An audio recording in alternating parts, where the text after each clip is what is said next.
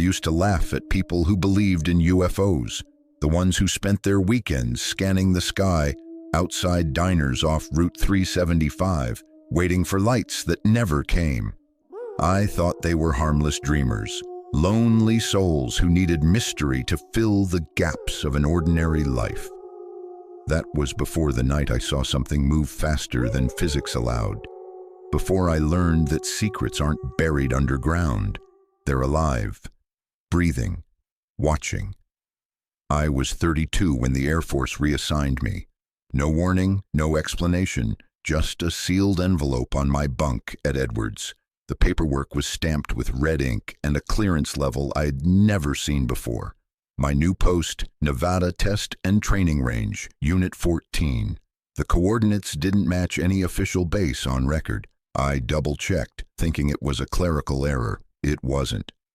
2 days later, a black transport jet with no tail number flew me over endless dunes and dry riverbeds until the landscape blurred into a single color, bone-colored emptiness. The pilot never spoke.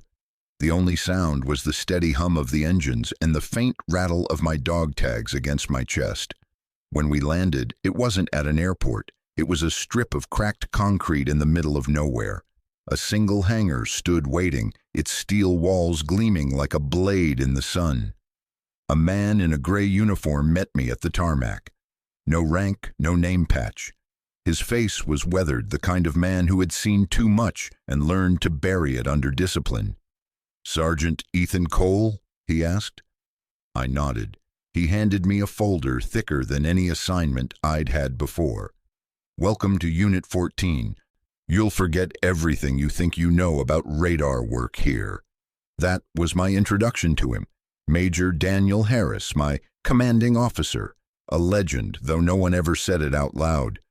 There was something in his eyes, a sharpness that came from decades of carrying classified truths.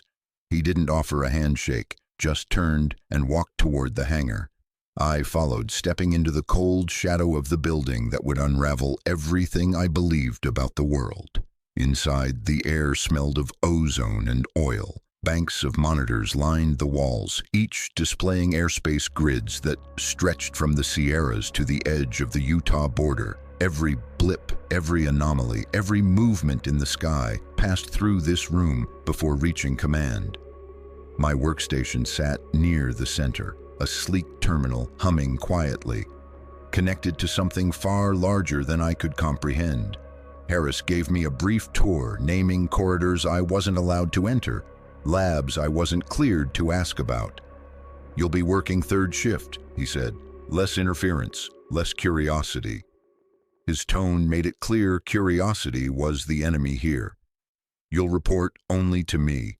Any unusual readings go directly into my log, nowhere else. Clear?" "Crystal, sir." He paused, eyes narrowing. "Good. Because around here, people who ask the wrong questions tend to forget the answers." The first few nights were uneventful. Long hours, cold coffee, and the constant hum of equipment that never seemed to power down. The desert stretched endlessly outside the reinforced windows, moonlight glinting off sand like frost. I worked beside a small team, techs and engineers who rarely spoke above a whisper. But there was one exception. Dr. Olivia Reyes, civilian contractor, astrophysicist, maybe mid-30s, sharp mind, sharper eyes. She had a habit of humming under her breath while running simulations, some old jazz tune I could never place. Her presence was the only warmth in a place designed to feel sterile. I caught her staring at the night sky once during a break. "Beautiful, isn't it?" I said. She smiled faintly. "It's not beauty that keeps me looking," she replied. "It's the feeling that something's looking back."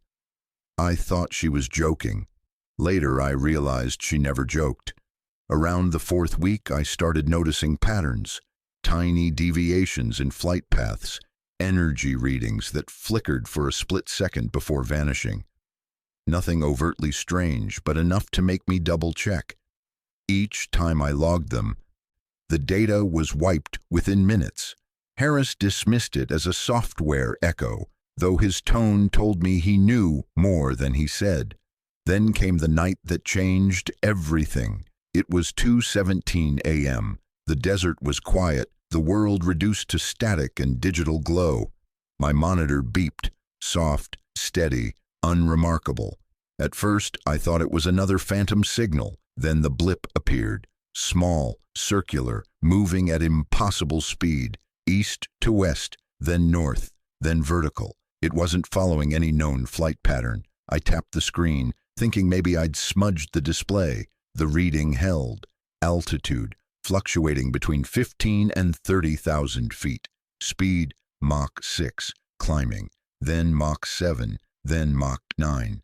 My pulse spiked. No aircraft on Earth could move like that without tearing itself apart. I radioed control. Station 14 to command. I have an unidentified object, bearing 045, altitude variable, speed exceeding Mach 9, request confirmation. Static, then Harris's voice, cold and alert. Confirm last. Mach 9, sir, and accelerating. Understood. Do not engage the log. That last instruction hit me like a punch. Do not engage the log. In other words, pretend this never happened. Sir, that's an active contact.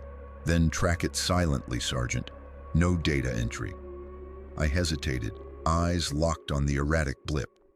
Understood. Seconds stretched into eternity as the object zigzagged across the grid, moving like it ignored inertia entirely. Then, without warning, it stopped. Dead still over the Groom Lake Basin, hovering as if testing us. A low vibration rippled through the floor. My screens flickered, every instrument jumped off scale, then froze. And in that silence, the object blinked twice. A double pulse of light, like Morse code. Except it wasn't on any frequency we could identify. It felt deliberate, intelligent. Then it shot upward, straight into the stratosphere, vanishing beyond detection. The entire event lasted maybe 45 seconds, but it left the air electric like a storm that refused to end. Harris appeared behind me moments later, his expression unreadable. "You'll delete that data," he said quietly. "All of it. With respect, sir, we need to—" "That's an order." He stepped closer, voice low. "Sergeant, what you saw tonight never existed. You write one word about it, you'll be reassigned to a place where even memory isn't allowed." His tone wasn't a threat. It was a promise. I deleted the file, but the image burned into my mind. The blip, the pulse, the impossible stillness before it vanished.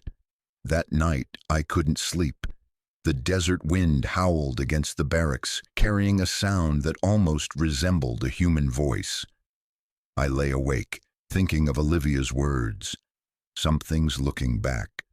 The next evening, she found me in the canteen, staring into a cup of coffee gone cold. "Rough night?" she asked. "You could say that. Let me guess, you saw it too." I froze. "What did you say?" She leaned closer, lowering her voice. "Don't act surprised. Every technician here eventually does. The only difference is whether you admit it." I stared at her, heart pounding. "You're saying that thing on the radar has been appearing for years." Her tone carried equal parts fear and fascination. Sometimes near Groom Lake, sometimes over the Sierra Ridge. Always silent, always faster than it should be. And always watching. I wanted to ask more, but Harris entered the room, and the conversation died instantly. His gaze swept over us like a searchlight. He didn't need to say anything. We both knew he'd heard enough. That night, I sat at my console again, pretending to focus on the data feed while the silence thickened around me. The desert outside was moonless. The base lights reflected off the windows, giving me the illusion that I was looking into a mirror rather than the sky. Then, from the corner of my eye, I saw movement, just a flicker, but it wasn't in the monitor. It was in the glass itself. Something behind me. I spun around. Empty room, only the hum of machines. But when I turned back to the screen, the reflection lingered for a heartbeat longer, a faint silhouette of a man standing where no one stood. I remember whispering, "Who are you?"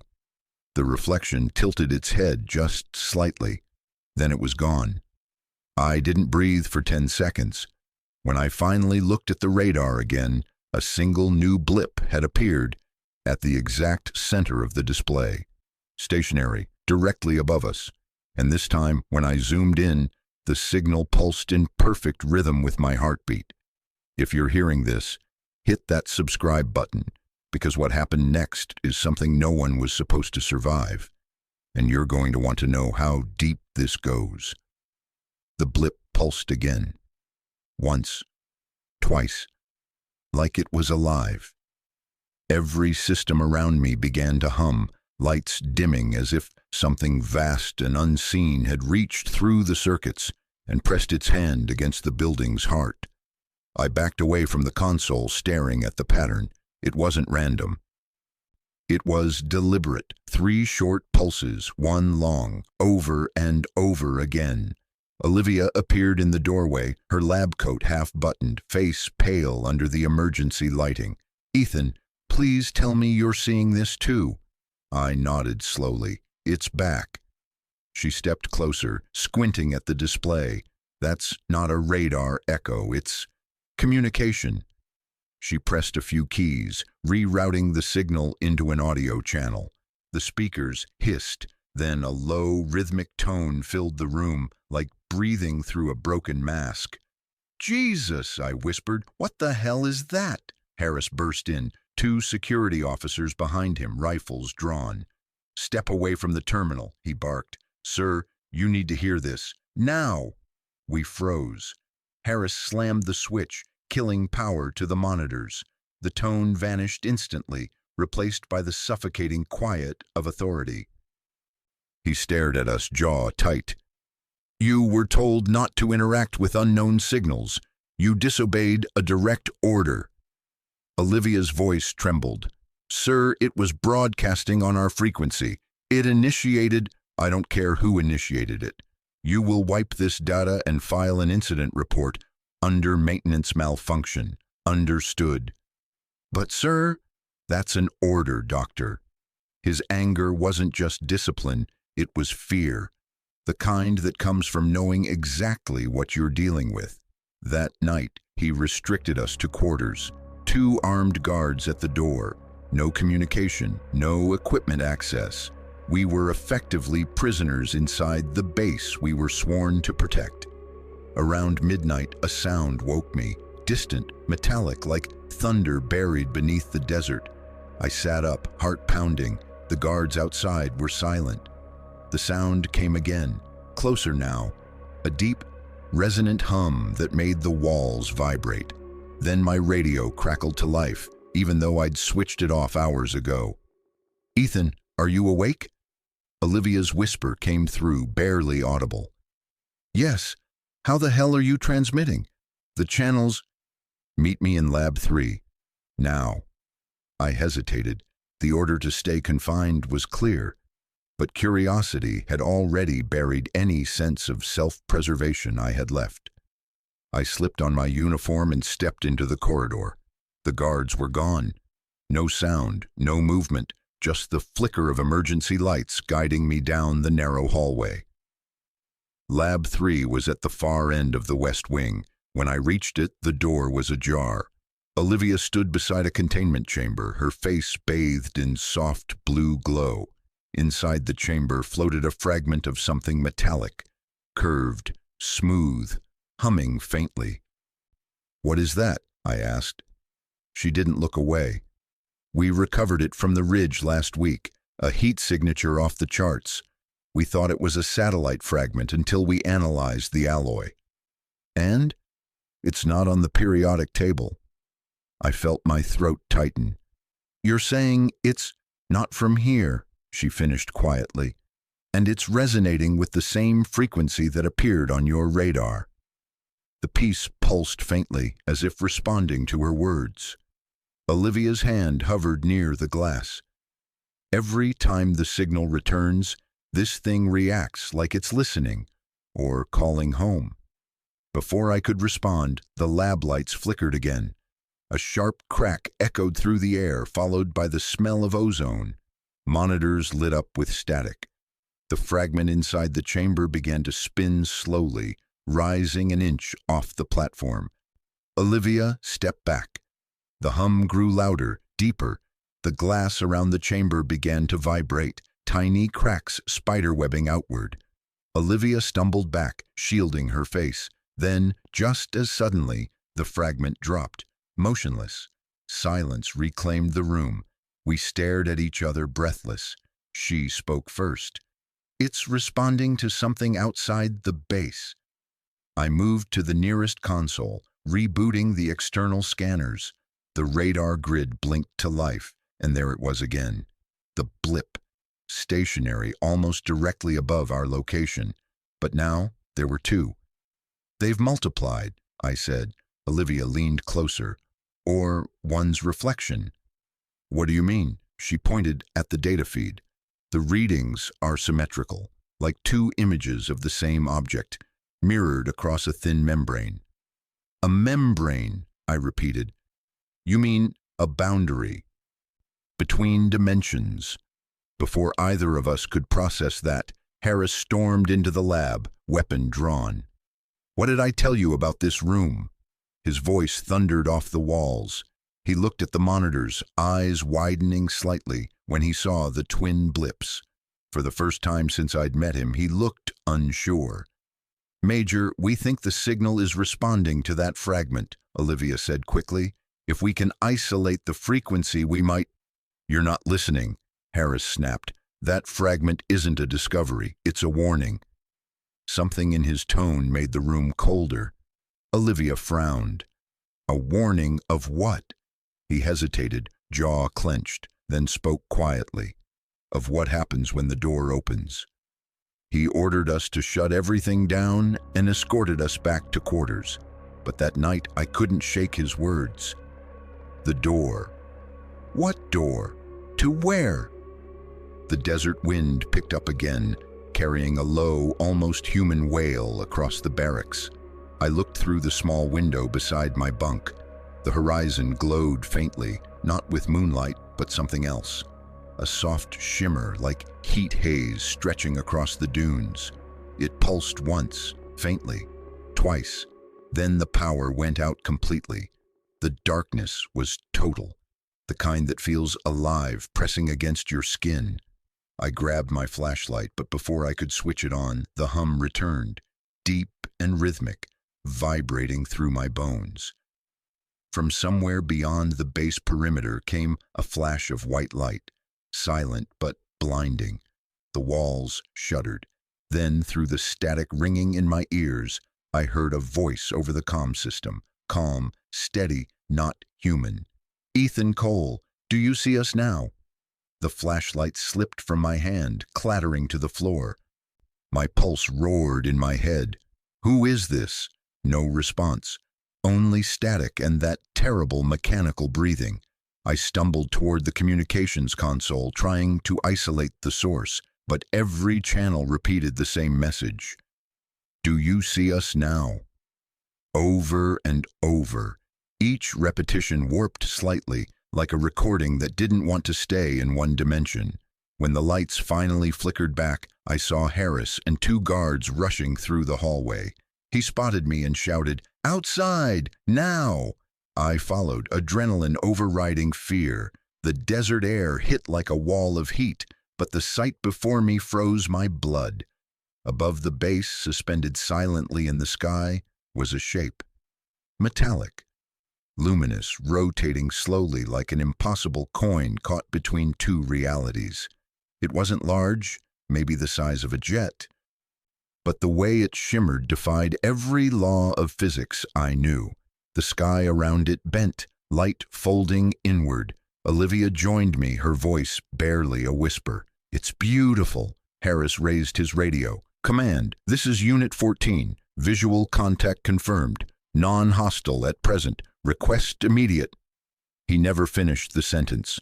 The air around the object rippled. and a beam of light shot downward, striking the sand 100 yards from where we stood. No explosion, no sound, just a flash, then nothing. When our vision cleared, a crater smoked where the light had hit. Harris lowered his radio slowly. "Recovery team, now."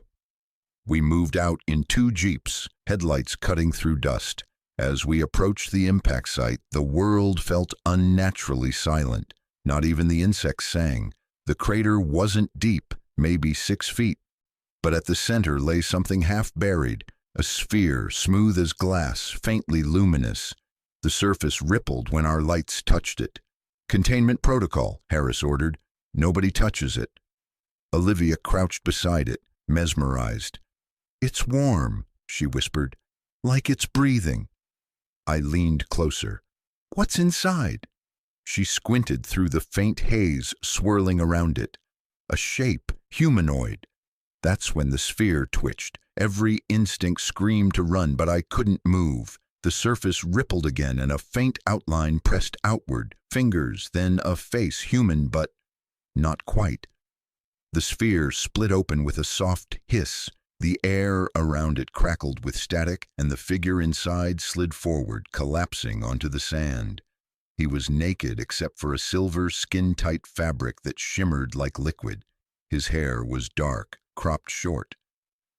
His chest rose and fell slowly, like he'd just been born.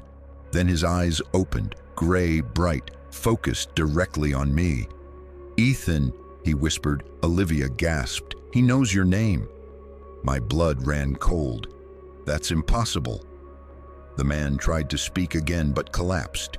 His pulse was steady, though his skin felt ice cold, colder than the desert night. Harris barked orders to secure the perimeter, but I barely heard him. The stranger's last words before losing consciousness echoed inside my head, over and over.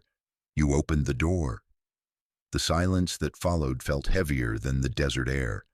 Everyone just stared at him, this impossibly human figure lying in the sand as if he'd fallen out of the sky. The beam from our floodlight trembled across his skin. It reflected back with a strange silver sheen, like mercury alive under his flesh. Major Harris broke the spell first. "Cole, Delaney, contain him. Dr. Reyes, prep medical isolation. No one outside this team speaks a word." We moved quickly. The man's body was light, too light for his frame, as though half his weight had been left somewhere else. When we lifted him onto the stretcher, a faint static charge jumped between our gloves and his skin. Sparks danced in the air before fading into the night. On the drive back, the desert seemed to hold its breath. Every shadow looked sharper, the stars unnaturally bright. I kept my eyes on the horizon, afraid that if I looked back at the crater, it might still be glowing. In the passenger seat, Olivia watched the stranger's chest rise and fall, her scientific curiosity fighting the edge of fear. "His vitals are steady," she said softly. "But he's running at 65 degrees body temperature. That's not hypothermia, it's regulation." "How's that possible?" I asked. She shook her head. "It isn't." When we rolled through the base gates, Harris ordered the hangar sealed. The man was transferred to the isolation chamber, level 4 containment, the kind usually reserved for radiation exposure. Floodlights filled the room, cameras caught every angle. I stood behind the observation glass, watching as Olivia attached monitors to his arms. Up close, he looked even more human. No deformities, no implants, just the faint shimmer of that liquid suit, and a symbol burned into his forearm. A small spiral made of intersecting lines, almost like an ancient glyph. Olivia leaned closer to study it. The moment her gloved fingers touched the pattern, the monitors spiked. He gasped, eyes snapping open, gray pupils dilated like camera lenses adjusting to light. "Where am I?" His voice was hoarse but calm, every word deliberate. Olivia froze. "You're safe," she said carefully. "You're at a military facility in Nevada. Do you understand me?" He turned his head toward the glass, and for an instant, I swore he looked straight through the reflection, straight at me. "Ethan Cole," he murmured, "you shouldn't have answered the signal." My throat went dry. "Major, did you hear that?" I whispered. Harris gave a curt nod, expression unreadable. "Get her out of there."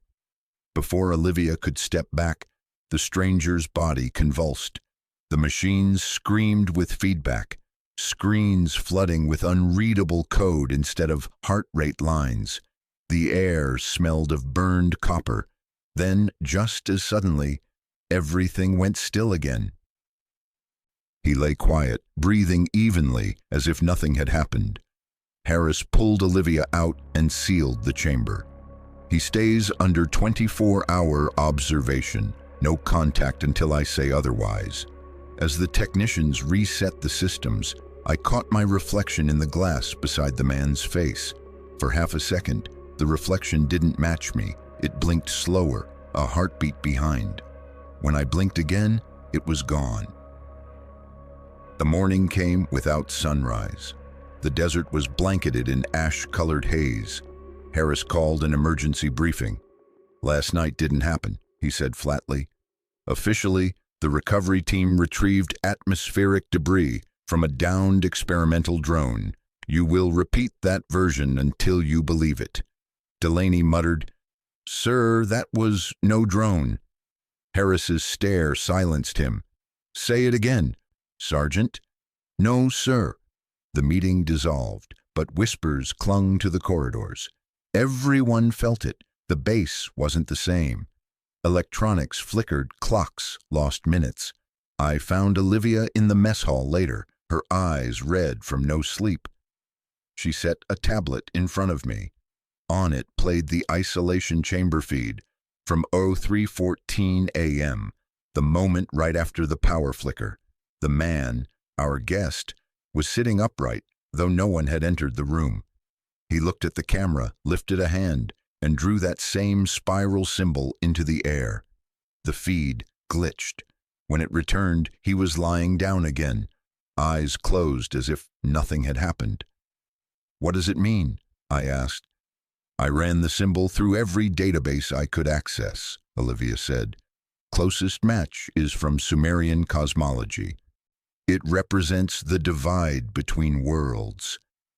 I stared at the frozen frame of the man's face. He said we shouldn't have answered. "Maybe we didn't open a channel," she said quietly. "Maybe we opened a door." That night, the temperature dropped 20 degrees. The desert wind screamed around the hangars, carrying a sound that almost mimicked speech. I couldn't sleep. Each time I closed my eyes, I saw that spiral burning in the dark.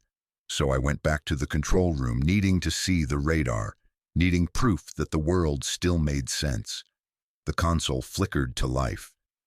For a moment, everything was normal, until a new return appeared on the screen, a shape hovering just above the base perimeter, motionless, enormous. I tried to radio Harris, but the line was dead. Then the power cut again. The monitors stayed lit only long enough to display one message, scrawled across every screen in the same blocky font: "Do not forget who looks back." I heard footsteps behind me, slow, deliberate. My breath fogged the glass. "Major Harris?" I asked. No answer. I turned, and the room was empty. When the lights came back on, the screens were blank. The message was gone, as if the system had never powered up. But the smell of ozone lingered, sharp and metallic. That was the moment I stopped doubting. Area 51 wasn't a myth, it was a warning label. The hum never really stopped. Even after the lights came back on and the monitors went blank, the air itself still vibrated, low, steady, like the earth was breathing beneath the concrete floors. By sunrise, none of us had slept. The corridors of the base looked different in daylight, colder, harsher, stripped of mystery but not of dread. I could still hear that whispered phrase looping in my mind: "Do not forget who looks back." Major Harris called another security lockdown at 600. Soldiers lined the corridors with weapons drawn. No one was allowed near the isolation chamber without direct clearance. The stranger, the man we pulled from the sphere, hadn't moved since the night before. Olivia and I stood behind the observation glass, studying him in silence. His vitals glowed steady green across the monitor, but his body was wrong. The thermal camera showed an outline cooler than the surrounding air. It wasn't that his temperature was low, it was that heat itself seemed to avoid him, like physics refused to touch him. "I've analyzed his blood sample," Olivia said finally, breaking the quiet. "It's not entirely human." I turned. "Define not entirely." 46 chromosomes just like us, but some sequences aren't matching anything in our genome. They're cleaner, engineered maybe, like someone trimmed evolution's mistakes. "Could it be mutation?" She hesitated. "Ethan, this isn't mutation. This is design." Before I could respond, the intercom crackled. "Dr. Reyes, Specialist Cole, report to Briefing Room C immediately." Harris's voice, low, firm, and exhausted. The briefing room was filled with tension and the faint smell of coffee gone stale. A holographic projection spun in the air above the central table, showing radar sweeps from the past 6 hours. 3 new contacts had appeared overnight. "More spheres?" I asked. Harris nodded. "At least 2 confirmed impacts, both within a 50-mile radius of the base. The third vanished from radar before we could triangulate." Olivia leaned forward. "We need recovery teams out there." "They're already en route," Harris said, "but you're not going anywhere near them until we understand what we're dealing with." He killed the hologram and looked at me directly. "Cole, that transmission you logged last night, how long did it run before the system cut out?" 43 seconds. "Could it have been a signal, some kind of beacon?" "Maybe, but if it was, we didn't send it. Something on this base answered on its own." Harris's jaw tightened. "That's what I was afraid of." He slid a manila folder across the table. Inside were satellite images of the desert, empty dunes, heat signatures fading fast. But one image made me freeze. A perfect circle of scorched sand, roughly half a mile wide. In the center stood a structure. It wasn't there yesterday. The edges were blurred as if reality couldn't decide whether it existed. "What is that?" Olivia whispered. "Command doesn't know," Harris said. "They're calling it a temporal distortion. I call it a goddamn problem." By afternoon, the first recovery convoy returned. Half the vehicles didn't. The ones that made it back carried more questions than answers. I stood by the decontamination gate as the surviving crew stepped out, faces pale, movements jerky. One soldier kept mumbling under his breath, over and over. They weren't dead. They were waiting. I tried to question him, but his eyes stared right through me. The medics sedated him before he bit his own tongue. Inside the hangar, the team unloaded what they'd found. Fragments of blackened metal melted like glass, humming faintly under ultraviolet light. Olivia waved her scanner across one piece and frowned. "The molecular structure's unstable," she said. "It's rewriting itself." "How can metal do that?" She looked up. "It's not metal anymore, it's something pretending to be." The fragment pulsed once beneath the UV, like a heartbeat. That was when the alarm sounded. 3 short bursts, the code for internal containment breach. We ran, down the corridor, through the reinforced doors, straight to the isolation wing. The chamber was open. The man was gone. Inside, the restraints lay twisted on the floor like vines. The glass wall bore the faint outline of a hand pressed from the inside, burned into the surface. Harris arrived seconds later, barking orders. "Lock down every sector. I want him found, now." I checked the hallway cameras. Every feed showed static, except one, the entrance gate. A figure walked through the desert dust, barefoot, leaving no prints. It was him. Olivia's voice was barely a whisper. He's heading toward the ridge. And we followed in two jeeps, the sun bleeding into the horizon. The desert stretched endlessly, colorless under the weight of something unseen. I drove while Olivia scanned the tracker. Harris sat beside me, radio silent. 2 clicks ahead, she said. Wait, he's stopping. The jeep skidded to a halt on the ridge. Below us, the stranger stood facing the open air. The wind howled around him, whipping his silver suit into ripples of light. When he spoke, his voice carried unnaturally across the distance. You shouldn't have answered the signal. Harris raised his weapon. Stand down. Identify yourself. The man didn't move. You've already identified me. A flash erupted at his feet. The sand boiled into glass. A shockwave rippled through the ridge, throwing us off balance. I hit the ground hard, sand burning my palms. When I looked up, he was gone. No footprints, no sign of heat. Then Olivia pointed toward the horizon, the circle of scorched sand from the satellite image. It was there, miles away, shimmering like a mirage, and above it, suspended in the dying light, floated something massive, a ship, or what my mind tried to call a ship. It wasn't shaped like any machine I knew. It looked alive, its surface shifting like liquid skin. Harris lowered his rifle slowly. Christ almighty, Olivia whispered. It's calling him back. The sky cracked. Not thunder, not lightning, something deeper, a sound that lived beneath sound, rolling through the desert like the voice of the earth itself. The ground trembled under us, splitting hairline cracks across the ridge. The air filled with static, and for a heartbeat, gravity itself seemed uncertain. Then the voice returned, calm, measured, mechanical, yet human. Do you see us now? The jeep's engine died. Every radio went silent. The world froze, except for that impossible ship pulsing above the desert. We scrambled back into the jeeps, engines coughing before dying again. The air was thick with a hum that seemed to vibrate in our bones. The horizon itself looked warped, colors bending as if heat were melting the sky. Harris slammed the dashboard. Manual drive, we move in.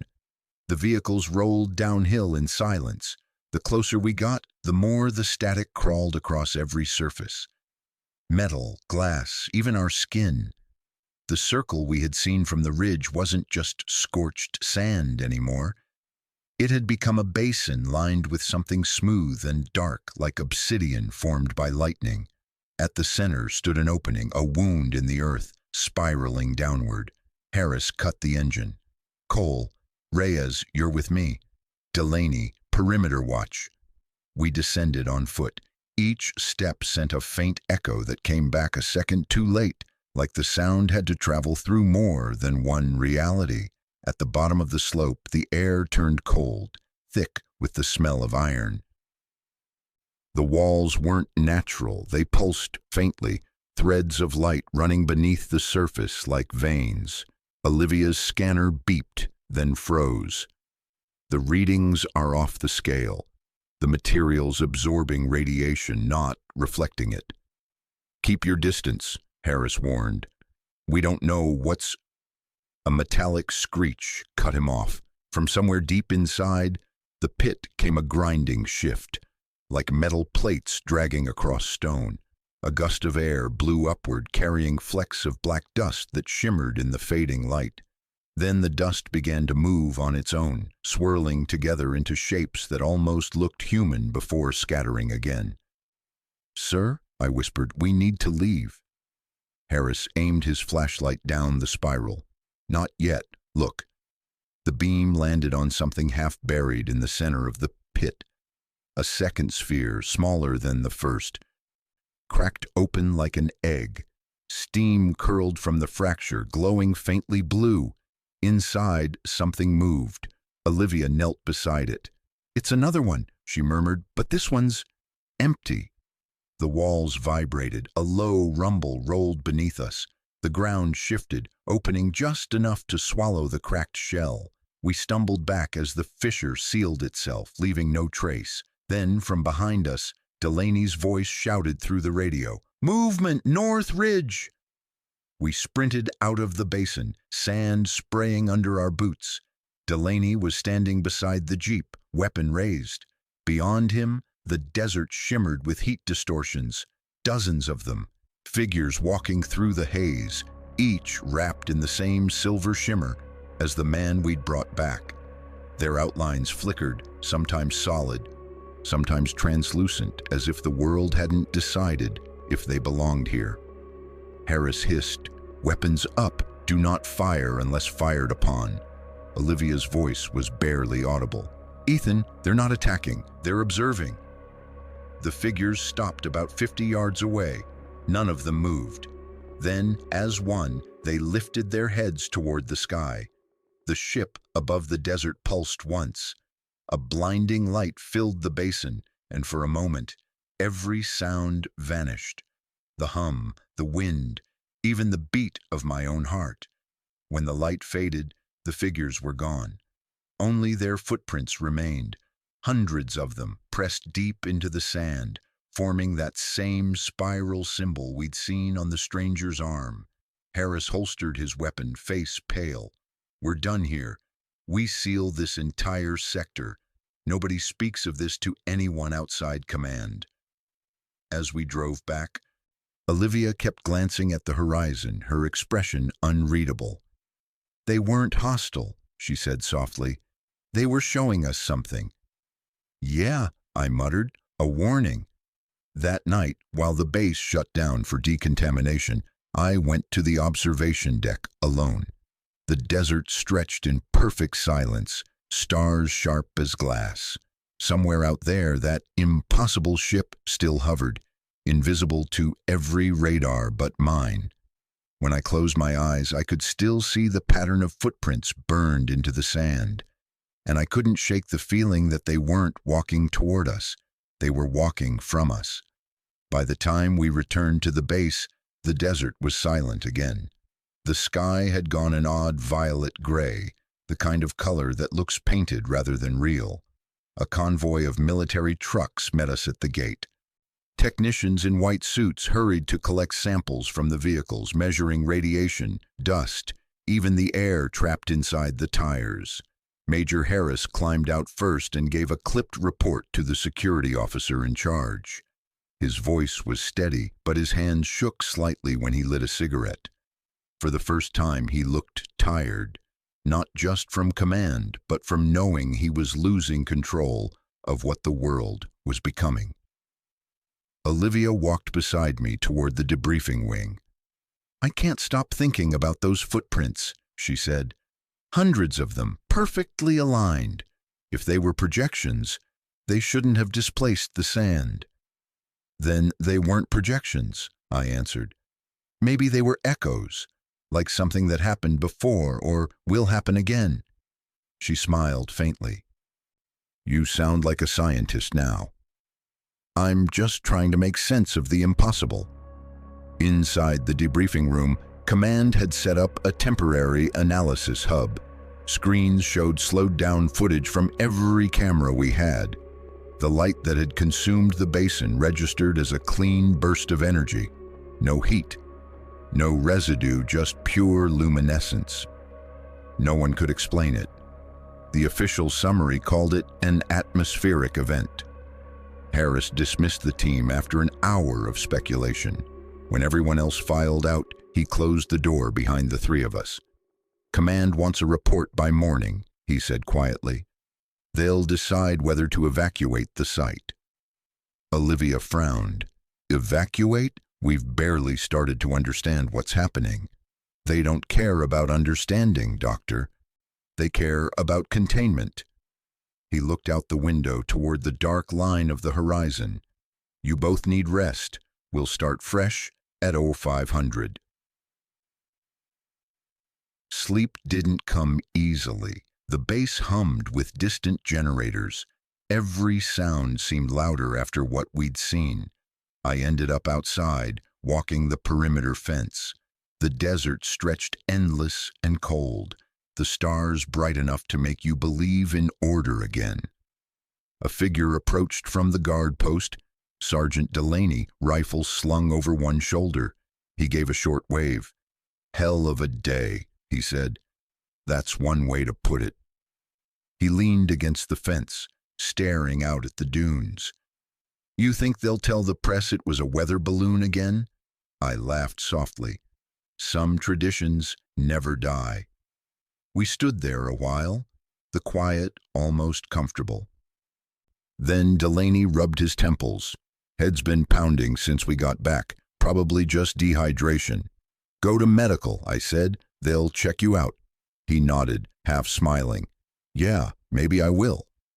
When I saw him again the next morning, he looked better, pale but steady. The medics said his vitals were normal, just elevated adrenaline. Still, something in his eyes had changed, a distant focus, like he was listening to a voice only he could hear. Later that day, Harris gathered us in the control room. "Command has authorized a limited survey," he announced. "We're going back to the ridge at 1800. Drone support only. No direct contact." Olivia glanced at me. Neither of us protested. We wanted to see that circle again, to prove it hadn't vanished with the night. As the sun lowered, the drones rose, black shapes against amber sky. Their cameras streamed back to the monitors, showing the same patch of desert we'd left behind. Only now the surface looked smooth, polished, as though the wind had erased every trace of disturbance. No footprints, no fissure, no evidence that the earth had opened. Then one drone caught a flash of reflection, a small metallic object half buried near the center. Olivia magnified the image. "It's part of the cracked sphere," she said. "Still active." Harris ordered a retrieval unit to mark the coordinates. "We'll recover it at dawn." When the feed ended, he looked at both of us. "Whatever's out there, it's not our enemy yet, but if we treat it like one, it will become one. Understood?" I nodded. Olivia did too. That night, I stood again at the observation deck. The sky was clear, the wind cool. No lights, no voices, only the sense that the desert was listening.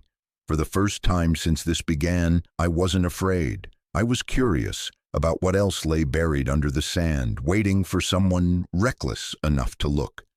Dawn came pale and windless. The desert stretched beneath a sky the color of ash. A convoy of 4 trucks rolled out from the base, tires whispering over sand. Harris led the column. Olivia and I rode in the second vehicle, the hum of the engine the only sound between us. When we reached the coordinates, the landscape looked untouched, smooth as glass. Only the faint shimmer of heat marked the spot where the drones had mapped the fragment. Harris raised a hand, signaling a stop. "No radiation spikes," he said, checking his meter. "Let's make this quick." The technicians set up a perimeter and began digging carefully with insulated tools. Within minutes, the metallic edge appeared, sleek, curved, still faintly glowing beneath the sand. Olivia crouched beside it, brushing away the grit with steady hands. "It's intact," she murmured, "still giving off an energy signature." Harris radioed back to command. "Object located, preparing containment." Static answered him. No voice. He tried again. Same result. The air seemed heavier, the light oddly flat. Olivia frowned at her instrument. "Something's interfering with transmission." "Maybe it's the object," I said. "Or maybe it's us," she replied quietly. We worked in silence until the fragment was free. It was no larger than a helmet, its surface rippling faintly like oil on water. I lifted it with gloved hands. It was lighter than expected, almost buoyant. For a moment I thought I heard a low hum, not mechanical but musical, as if the metal itself was breathing in harmony with the desert wind. Then Delaney, standing a few yards away, stiffened. "Sir," he said, "we've got movement."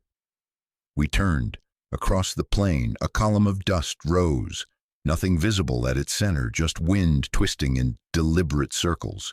Harris gestured for everyone to fall back, but the air around us thickened, sound folding inward until our voices became echoes. The dust column stopped 20 yards from us and began to collapse slowly inward.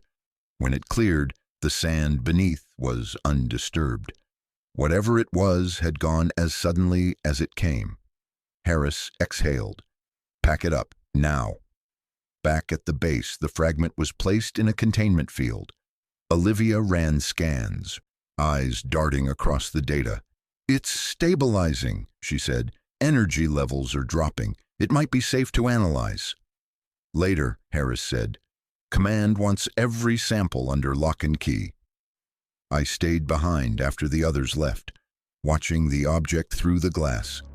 The soft hum had faded, replaced by a faint rhythm, almost a heartbeat. Maybe it was just my imagination, the residue of exhaustion. Still, when I leaned closer, the surface shimmered and a single pulse of light ran across it, forming that familiar spiral pattern before fading again. By evening, the base seemed calmer. The sun dipped below the horizon, and for the first time in days, there were no alarms, no strange readings. People talked again, quietly like a town after a storm. Olivia found me outside, leaning on the railing that overlooked the endless plain. "Beautiful, isn't it?" she said. "It's the first peaceful night we've had," I replied. She nodded. "You ever think about what all this could mean? Not invasion, not conspiracy, just connection. Maybe they're reaching out because they've been watching us destroy ourselves and want to remind us we're not alone." I looked out at the last light dying over the ridge. "If that's true, then we should probably start proving we deserve to be answered." She smiled, a small, tired smile. "Maybe that's why you're here." Behind us, the base lights flickered once, just enough to catch the edge of her hair in gold. Somewhere deep inside, the fragment pulsed again. One quiet, measured beat that almost sounded like agreement. At 2300 hours, the night watch reported clear skies. Harris dismissed most of the crew, leaving only minimal staff on duty. I stayed in the control room watching the radar sweep trace its endless circle. Every rotation came back clean until one pass caught something faint. A soft return hovering far beyond the ridge. I zoomed in. The coordinates matched the crash basin, but the reading wasn't from the ground. It was higher, moving slowly. When the signal stabilized, I saw it, a small dot climbing through the upper atmosphere, too fast for a balloon, too controlled for debris. The system tagged it automatically. Object unidentified, ascending. Olivia entered quietly, carrying 2 cups of coffee. "You're still here." "Look," I pointed at the screen. She leaned closer. "It's leaving. Maybe it was never here to stay." We watched the blip fade until the signal vanished entirely. No sound, no interference, just absence. For the first time, I felt something other than fear. It was awe, simple and quiet. Harris came in behind us. "What's our status?" "Clear skies," I said. "Whatever it was, it's gone." He studied the blank monitor for a long moment. "Good, let's keep it that way." As he left, Olivia turned to me. "You think this is over?" I shook my head. "Not even close. Whatever we found out there wasn't finished with us.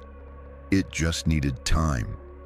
Outside, the desert wind shifted, carrying a sound that might have been thunder, or something remembering how to breathe. The desert had been silent for 2 days. Since the object vanished from radar, the base had sunk into a kind of uneasy calm. The scientists called it a stabilization period, as if silence could be measured and filed away. To me, it felt like the air was waiting for someone to exhale. On the 3rd morning, alarms shattered the stillness. I was in the control room when the red lights flared. "Containment wing," someone shouted over the intercom. "Subject A is active." Olivia and I ran through the corridor toward the isolation chamber. Technicians scattered out of the way. The heavy glass door of the containment unit was fogged with condensation, the frost pulsing in rhythm with something inside. Through the blur, I saw movement. Slow, deliberate. Major Harris stood at the observation console, face pale. "He's awake," he said quietly. Inside, the man we'd recovered from the sphere sat upright on the cot. His eyes were open now, clear gray, aware. The sensors attached to his skin blinked a soft green. He turned his head toward the glass with mechanical precision, as though listening to something the rest of us couldn't hear. Olivia's voice trembled. "His neural activity is off the chart." Harris straightened. "Open the audio link." A soft click filled the room and the man's voice came through the speaker, calm and steady. "You kept the signal alive." I swallowed hard. "Who are you?" He tilted his head, studying me like I was a memory he was trying to place. "You already know." Olivia stepped closer to the mic. "You said our names before. How?" The man blinked slowly. "They were given to me." "By whom?"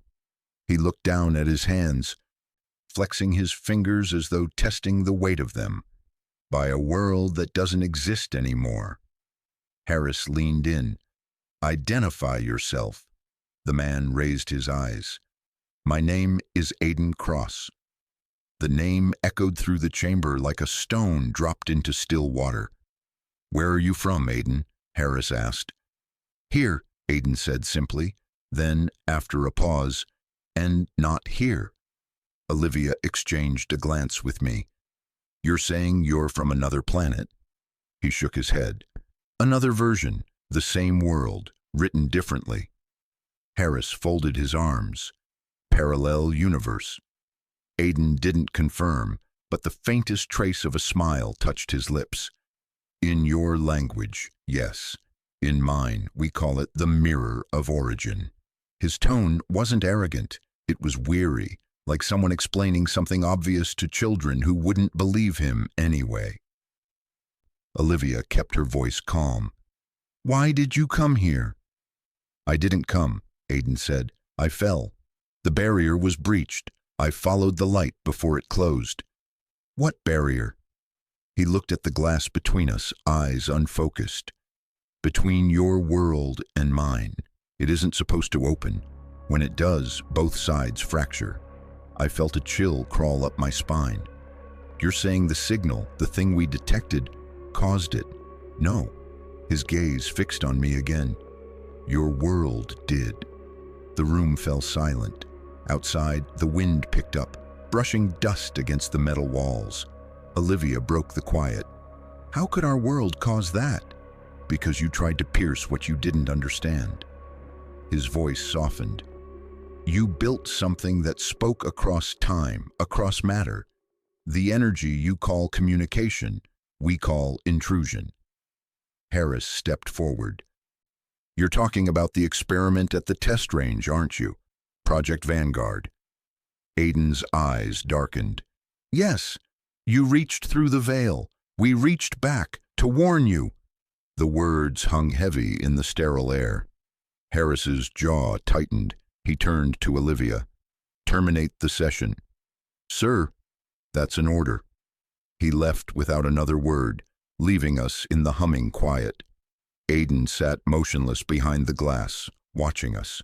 Olivia whispered, "He's telling the truth." I wanted to believe she was wrong. "Or he's reading classified files and playing a part." She shook her head. "No, the Vanguard project was buried years ago. If he knows about it, he's not lying." I stared through the glass. Aiden had closed his eyes again, breathing slow and even. The machines traced perfect rhythms, as if he were syncing with something beyond the sensors. For a moment, I thought I saw light flicker beneath his skin, a faint pulse like starlight caught underwater. Later, in the mess hall, the talk spread fast.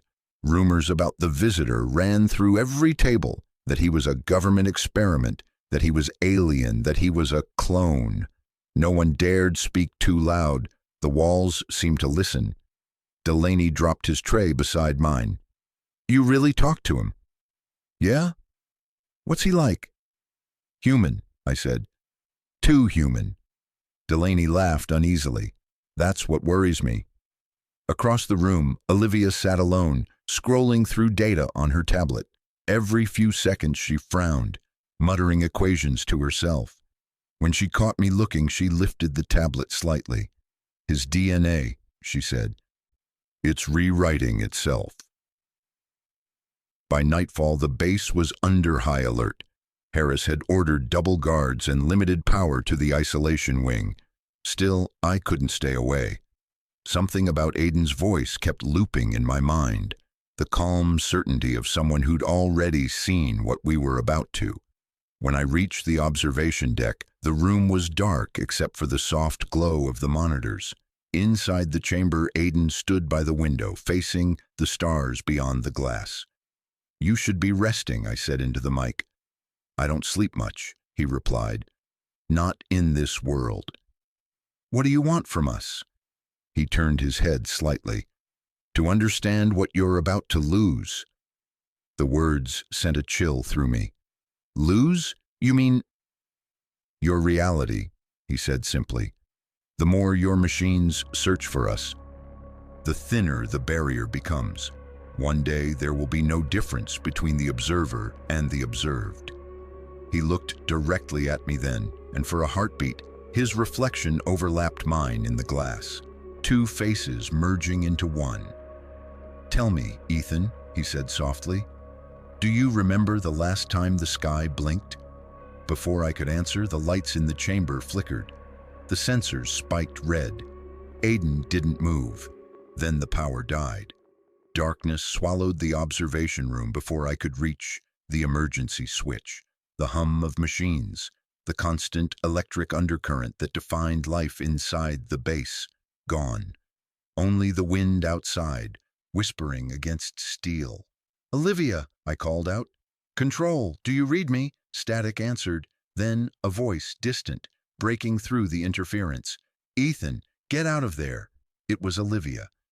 The backup lights kicked in, thin red beams slicing across the containment wing like veins of warning. The glass separating me from Aiden shimmered faintly, emergency power barely holding the magnetic locks. He was standing exactly where I'd last seen him, eyes open, motionless, but the air around him wasn't still anymore. It rippled, faintly, like heat waves over asphalt. I stepped closer to the control console. Aiden, what's happening? His voice came through without speakers, vibrating in the air itself. You opened the line again. What line? The one you don't remember creating. I slammed the emergency comm switch. Control, I need a full lockdown on isolation chamber 3. No response. Aiden turned his gaze upward, as if listening to something beyond the ceiling. They hear you now. You shouldn't have called. Who's they? I demanded. He looked back at me, and for a fraction of a second, his face blurred, like a signal losing sync. His features shifted between himself and something else, someone else. Then, just as quickly, it was gone. The power surged back. Lights flooded the room. The hum of machinery roared to life. Olivia burst through the door, tablet in hand, her face pale. The readings, Ethan, something just spiked off the scale. Power draw in the entire wing went to 0 for 5 seconds, then quadrupled. I pointed to the glass. He's still there, but something's changed. Olivia approached the monitors. His body temperature dropped 20 degrees. No, wait, it's stabilizing now, but his EEG... She stopped. That's impossible. What is? He's projecting dual brainwave patterns. 2 consciousness signatures. I stared at Aiden through the glass. Meaning what? Meaning he's not alone in there. Major Harris arrived within minutes, flanked by two security officers in hazmat suits. His eyes took in the flickering lights, the readouts, then fixed on me. Report. I summarized what had happened, skipping nothing. When I mentioned Aiden's voice coming through without speakers, Harris's expression darkened. "Pull him out of there," he said. Olivia shook her head. "Sir, that's not safe. The containment field might be the only thing keeping whatever's happening from spreading." Harris didn't blink. "Then increase the field. I want him isolated to a single molecule if necessary." The officers moved to follow orders. Aiden didn't resist. He simply watched us, calm as ever. As layers of reinforced glass and energy shimmered tighter around him. When the final seal clicked into place, he said softly, "You think walls can stop what's coming?" Harris ignored him. "You and Reyes are off this project for now," he told me. "I want both of you debriefed and grounded." "Grounded?" I snapped. "We're the only ones who've had direct contact. If something's wrong, we're your best chance at figuring it out." Harris leaned close. "If something's wrong, Lieutenant, you might already be part of it." They kept us confined to quarters overnight. Olivia couldn't stop pacing. "He's not lying," she kept saying. "Whatever he is, he's connected to something real, something active." I sat on the edge of the bunk, staring at the security camera above the door. He said they could hear us. "You think he meant others like him?" She nodded slowly. "Or something worse. Worse than a man who fell through worlds." She turned to me. "You saw that distortion, Ethan. His face, it shifted. Maybe we weren't looking at just one person. Maybe we were seeing two realities trying to occupy the same space." The thought made my stomach tighten. We spent the night under guard, no sleep, no answers. At 0600, Harris called us back. The guards led us to the main lab, where the containment chamber was surrounded by technicians and armed personnel. Inside, Aiden sat cross-legged on the floor, eyes closed. The energy field around him pulsed like a heartbeat. "What's his condition?" Harris demanded. Dr. Patel, one of the senior scientists, didn't look up from his console. "Stable for now, sir. But we've been picking up subsonic vibrations across the base, resonant frequencies matching his vitals." "You mean the building's sinking with him?" Olivia asked. "Part of it, yes," Patel said grimly. "He's harmonizing with the environment. Whatever he is, he's adapting." Aiden opened his eyes. The field around him flared once like a breath of light. "It's not adaptation," he said. "It's recognition. This place remembers me." Everyone froze. Harris stepped closer to the glass. "Explain." Aiden's gaze didn't waver. "You built this base where the barrier first thinned. You thought it was a convenient testing ground, empty land. But the desert remembers what fell here before you." I felt my pulse quicken. "What fell here?" Aiden looked straight at me. The first version of me. The room erupted. Voices, questions, orders. Harris barked at the technicians to shut off the audio link, but Aiden's voice kept coming, clear as ever, bypassing the system. "I wasn't the first traveler between worlds. I was the first survivor." Olivia stared, pale. "Survivor of what?" Aiden's expression softened. "A collision of timelines. When two realities touch, they don't blend. They erase. Everything caught between them becomes undefined." Patel whispered, "That's what caused the desert glass fields, the fused sand we couldn't explain." Aiden nodded slowly. "Those weren't craters, they were memories, places where existence forgot itself." The power flickered again. Harris cursed. "Kill the power to this wing, now." But the lights didn't go out this time. They brightened. Every monitor glowed white, displaying the same pulsing spiral pattern that had appeared on the fragment we recovered. Olivia grabbed my arm. Ethan, look! Aiden's body was glowing faintly, the same iridescent shimmer as the fragment. You think you can contain a mirror? He said. You're standing inside it. The hum grew louder, vibrating through the floor. Equipment rattled, papers lifted off tables. Technicians shouted, the air thickened with static. Then, without warning, the glass between us fractured. Not shattered, fractured into perfect geometric patterns like ice under a slow, invisible pressure. Harris drew his weapon. Everyone back! Aiden didn't move. I told you, he said softly. Walls won't hold what's already part of you. The field collapsed. The monitors went black. And when the emergency lights flickered back to life, Aiden Cross was gone. Not escaped, not vanished in the usual sense. Gone as if he had never been there at all. But for the next 12 hours, we searched every inch of the base. Nothing. No trace of forced entry or exit. No breach in the containment seals. No energy residue. It was as though reality had simply forgotten him. That night, Harris locked the base down entirely. No communication in or out. He called it containment of classified anomaly. To the rest of us, it felt like a cage. Olivia came to my quarters after midnight. She looked exhausted, but her eyes were still sharp. Ethan, I found something. She handed me a data chip.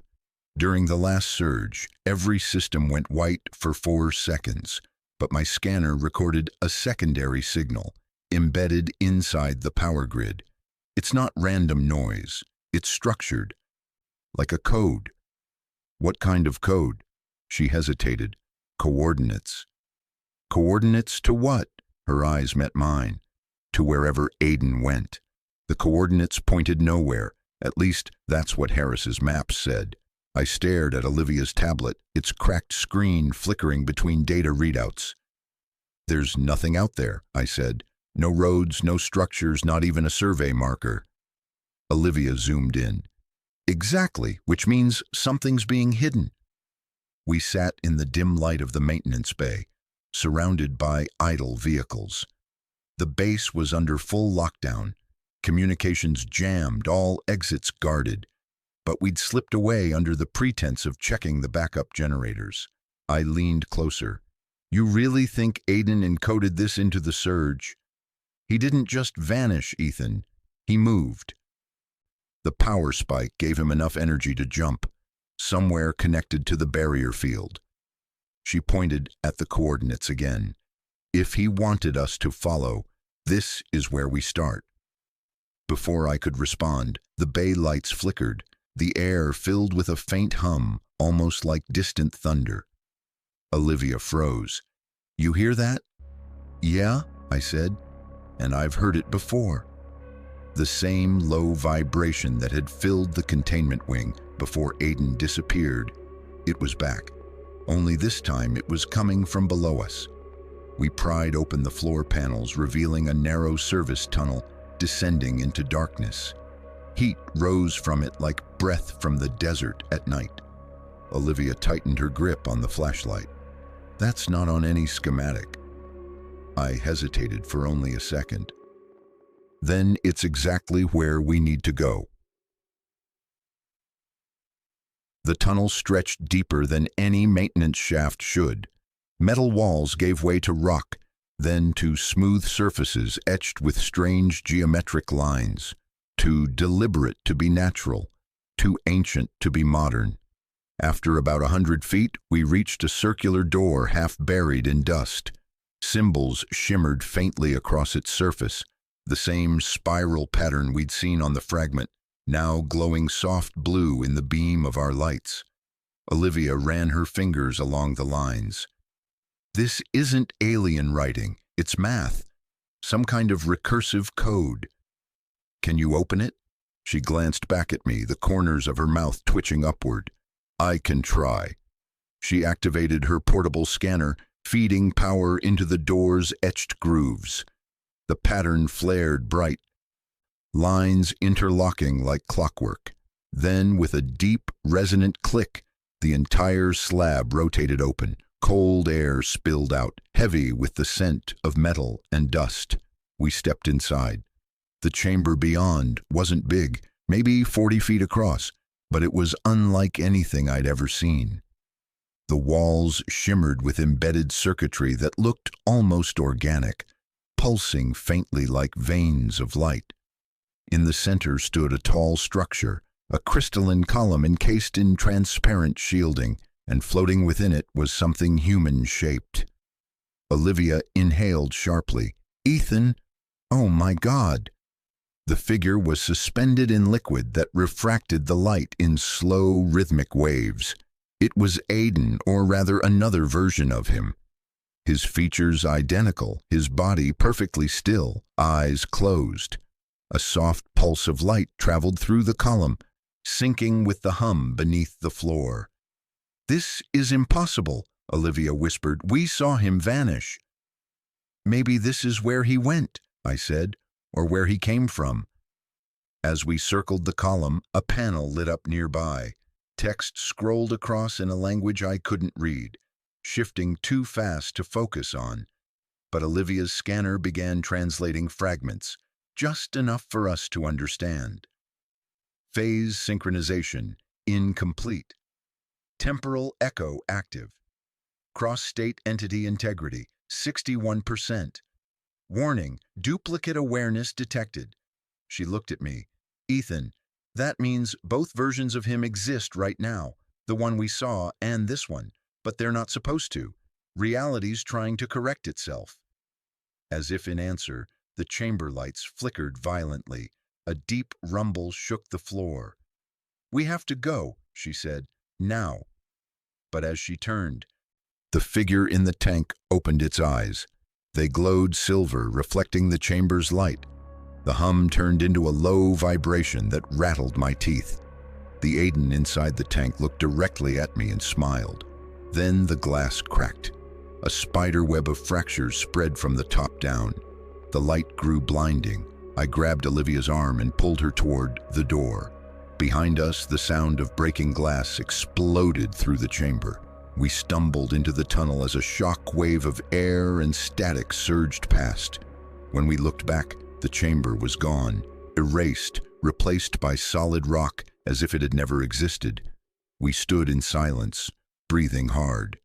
"What the hell just happened?" I asked. Olivia's voice shook. "Aiden just reset the chamber. Whatever he's doing, he's rewriting the environment as he moves. And he knows we're following." And when we finally emerged from the tunnel, dawn was breaking over the desert. The horizon glowed red, the same shade as the warning lights that had haunted the base since his arrival. We walked in silence toward the perimeter fence. Harris's men were already out there, vehicles circling the base. They'd noticed our absence. A jeep screeched to a halt beside us. Harris climbed out, his face a mask of fury. "Where the hell have you two been?" Olivia didn't answer. She just handed him her scanner. He scrolled through the readings, his anger fading into disbelief. "This says there's a chamber under the base." "There was," I said. "It's gone now." He looked between us, then at the horizon. "Gone? What do you mean, gone?" Olivia met his eyes. "Like he was erased." Harris exhaled through his teeth. "All right, no one leaves the compound, not until we know what's happening." I shook my head. "Sir, whatever's going on, containment won't work. He's not outside the system. He is the system." Harris ignored me, signaling to his team. "Secure the site. If there's a chamber, we'll find it." But when they brought in the ground-penetrating scanners, there was nothing. No tunnel, no hollow space, no energy signature. Only sand and silence. Later that evening, Olivia came to my quarters again, holding a printed photo she'd pulled from an archived file. "You need to see this," she said. The image showed a group of engineers standing in front of an experimental energy array, the Vanguard project Harris had mentioned. At the center of the group stood a young man, Tall, lean, eyes gray as storm clouds. Aiden Cross. The date on the photo, 1997. I felt the world tilt under me. That's not possible. He'd look 50 by now. Olivia nodded slowly. Unless he never stopped moving through time. She laid another document beside it, a personnel record stamped classified, terminated. Under cause of termination, one line was typed in all caps. Subject lost during temporal field collapse, presumed dead. I looked back at the photo. Aiden wasn't a visitor from another world. He was one of ours, one who'd gone somewhere no one was meant to return from. I rubbed my temples, trying to think. If he's from Vanguard, and he fell through, then the barrier he talked about, it's our doing. Olivia nodded. We broke it first, and now it's breaking us. The hum returned, faint but distinct, rising from beneath the floor again. The light flickered, briefly forming the spiral pattern on the wall. Olivia looked at me, her voice barely above a whisper. He's back. The hum faded as quickly as it came, leaving only the soft whir of the air conditioning vents. Olivia and I exchanged a look, half fear, half fatigue. Whatever was happening no longer felt like an attack. It felt like a reminder, a pulse in the earth telling us we were part of something larger.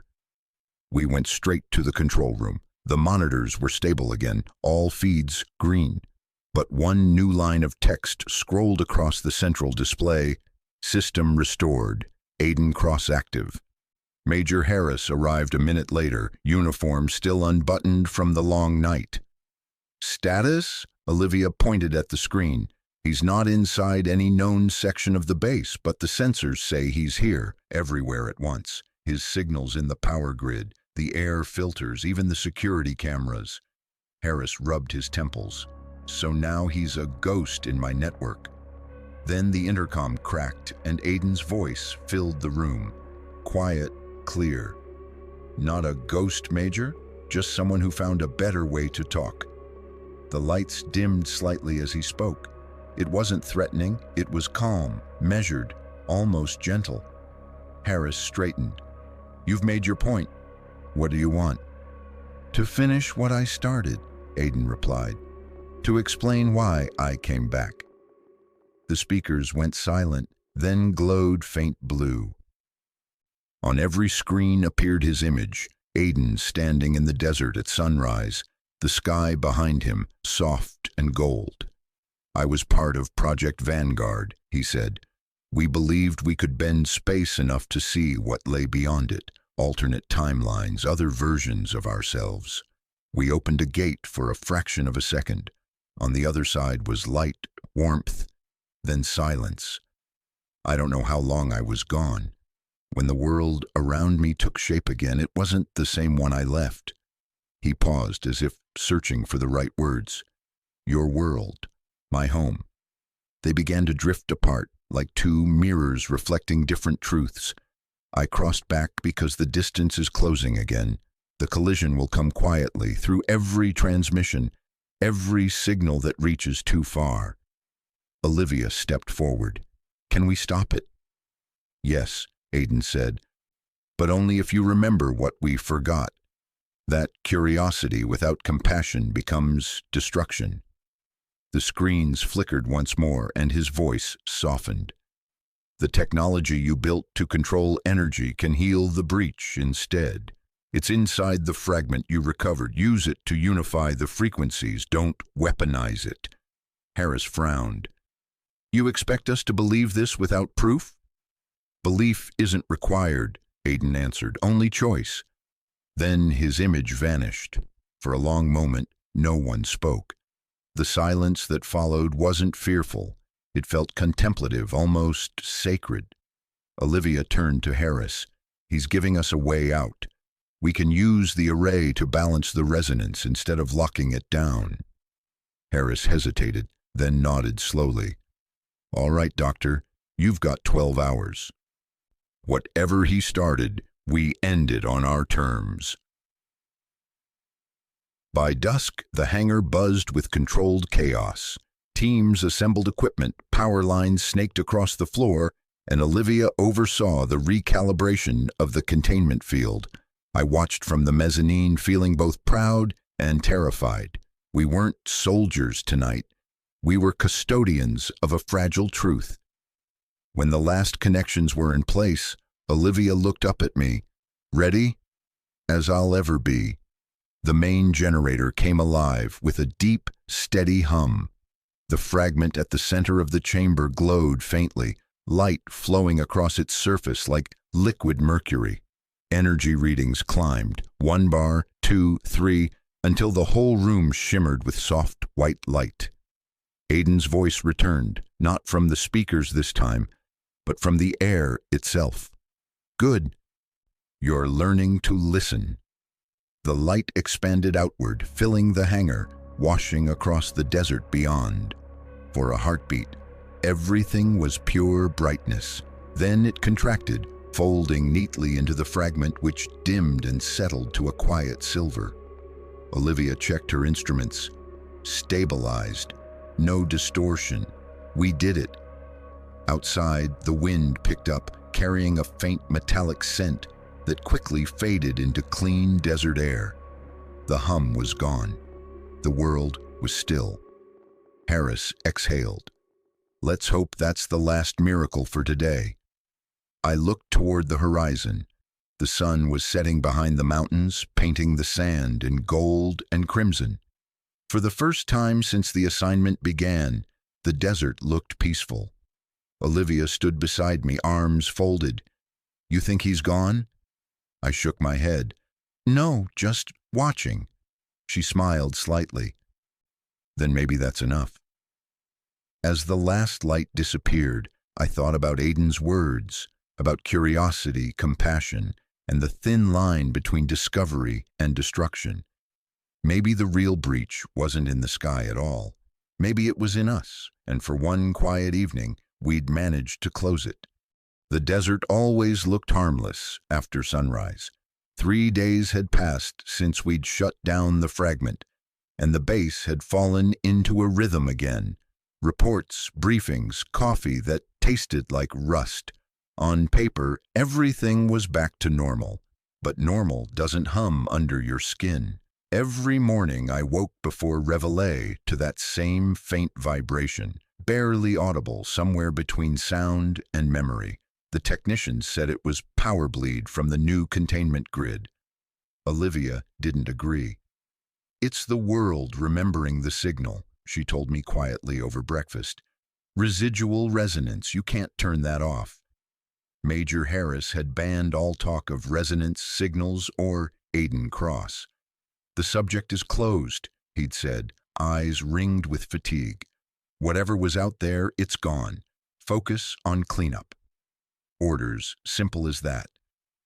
But even he kept glancing toward the horizon like he expected the sand itself to answer back. At 0930 hours, the first incident occurred. A security patrol reported an optical distortion over Sector 9, a shimmer that moved against the wind. Harris sent a drone. The feed showed a ring of light, maybe 30 feet across, hovering 6 inches above the ground. Then the image collapsed into static. By the time the recovery team arrived, the ring was gone. Only a faint scorch mark remained, shaped like a spiral. Olivia and I analyzed the residual data. Frequency, identical to the fragment's final pulse before shutdown. Duration, 43 seconds, the exact length of Aiden's first recorded transmission. When I brought the results to Harris, he stared at the printout, jaw clenched. I thought we fixed this. So did we, I said. He rubbed his temples. Run diagnostics. If there's leakage from the containment core, I want it sealed. I wanted to tell him this wasn't electrical, it was temporal, but I'd learned there were limits to how much truth a chain of command could handle. On that evening, the base lights dimmed again, just for a moment. I was in the observation deck when it happened. The desert outside glowed faintly, as if the air had become liquid. My reflection in the glass wavered, and for a heartbeat, it wasn't mine. It was Aiden's. Same eyes, same calm expression. Then it was gone. Olivia joined me a minute later, clutching a folder of readouts. The core's stable. Whatever's happening isn't coming from it. Then where? She opened the folder. Inside were photographs, thermal images of the surrounding terrain taken during the blackout. A series of concentric heat signatures spread outward, from the base like ripples in water. Something's moving beneath us, she said. Not tunneling, phasing. Phasing through what? Through reality, she said simply. The breach isn't reopening in one place. It's spreading through everything that ever touched the signal, including us. Before I could respond, the alarms blared again. 3 rising tones. Internal anomaly. We ran. The source was the hangar that held the fragment. Technicians stood frozen near the door, eyes wide. Through the glass, we saw the silver sphere floating 6 inches above its platform. Spinning slowly, it had reactivated itself. Inside the chamber, instruments went wild. Magnetic fields reversed polarity. The air shimmered blue, and the hum we thought we'd silenced returned, louder, deeper, resonating in our bones. Harris burst in, weapon drawn out of reflex. "Shut it down! It's not responding," Olivia shouted over the noise. "It's generating power from inside." Then a beam of light shot upward from the fragment, punching through the hangar roof and vanishing into the sky. The sound that followed wasn't thunder. It was more like the echo of something enormous exhaling. Everyone hit the floor. For several seconds, gravity itself seemed uncertain. Papers and tools hovered, then fell as the light collapsed inward. When the haze cleared, the fragment was gone. A hole had been burned clean through the steel platform, its edges smooth and cold. Olivia looked at Harris. "Now, do you believe it's not over?" He didn't answer. He was staring at the center of the empty platform, where a single object remained. Aiden's metallic pendant, the one inscribed with "Compassion is evolution." By midnight, the base was sealed off from the outside world. Communications went dark, officially for maintenance. Unofficially, we were cut off because no one wanted word of a disappearing energy source reaching Washington. Harris called an emergency council with the remaining senior staff. Olivia and I stood near the back, exhausted and wired at the same time. "We can't contain what we don't understand," one engineer said. "Then we destroy the site," another suggested. Olivia shook her head. "If you destroy it, you amplify the feedback. The energy has to disperse naturally, or it'll look for another anchor." Harris turned to her. Meaning it'll attach itself to us." Murmurs filled the room. Harris silenced them with a raised hand. "All right, Dr. Reyes-Cole, you'll work on a controlled discharge protocol. Everyone else prepare for evacuation." He hesitated before leaving the room. "And if Cross contacts you again, I want to know first." After the meeting, Olivia dropped into a chair, rubbing her eyes. "He still thinks this is about control." "Maybe it is," I said. "Maybe that's the problem." Near dawn, I returned to the hangar alone. The hole in the platform was still there, edges faintly glowing under the emergency lights. I crouched beside it, half expecting to feel heat. Instead, it was cold, like dry ice. I found myself whispering, "Aiden, if you can hear me." For a long moment, nothing. Then, faintly, a voice, barely audible like wind across a radio frequency. Still listening, I froze. "Where are you?" "Between," he said. "The breach never closed, Ethan. It only slept." "What do you want me to do?" "Remember why you came here. Not to fight the unknown, but to learn from it." The voice faded. The hangar fell silent again. But in the distance, lightning rippled silently across a cloudless sky. Something was coming. Morning came with a thin red sunrise and a silence too heavy for comfort. The previous night's energy flare had left everyone hollow-eyed. The cooks tried to serve breakfast, but no one had an appetite. Every few minutes the ground seemed to tremble, not enough to rattle dishes, just enough to remind us that something underneath was still moving. Olivia and I met Harris in the operations center. He looked older, shoulders slumped in a way I'd never seen. "Command wants status," he said. "I told them we're running diagnostics." He paused. "They also want a progress report on Cross." Olivia folded her arms. "He's not a prisoner anymore. He's part of this base in every circuit and relay." "Then find a way to keep him from rewriting my infrastructure," Harris said. His tone wasn't sharp. It was weary, like a man who had finally accepted that logic wasn't enough. We started by tracing the last energy pulse. The data formed a web of connections, lines linking every generator, communications tower, and satellite uplink. At the center of the web sat the base itself. It wasn't just affected by the breach, it was acting as a conduit. Olivia frowned at the readout. "It's distributing energy evenly like a stabilizer. Aiden's using the base to balance both realities." "That's good, isn't it?" I asked. She hesitated. "Maybe, but equilibrium cuts both ways.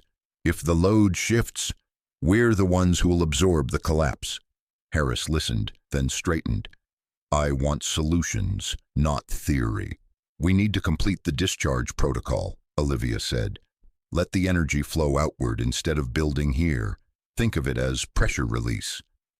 Harris gave a single nod. "Do it." By afternoon, the team had set up temporary pylons across the desert to vent the surplus energy. I joined the field crew, calibrating sensors under a sun so bright it bleached the sky. Olivia stayed inside, coordinating from the control deck. We kept radio contact every few minutes, routine check-ins that felt strangely comforting. "Pylon 4 ready," I said, tightening the last clamp. Her voice crackled through the headset. "Copy that. Energy readings nominal. You're clear to return." I turned toward the jeep and froze. The sand around my boots had begun to shimmer, faint ripples spreading outward like water disturbed by a pebble, the same pattern that had marked Sector 9. "Olivia," I said carefully, "I think it's starting again." Before she could answer, the shimmer solidified into light, soft, almost beautiful. Then it faded as quickly as it came, leaving the ground unmarked. The radio hissed once and went quiet. When I got back to the base, the communications team was already scrambling. All external links were down. The satellites above us had gone dark one by one, as if someone had switched off the sky. Olivia met me in the corridor, tablet in hand. "It's not interference," she said. "It's synchronization. Every system is aligning to one frequency, Aiden's." "So what do we do?" She exhaled slowly.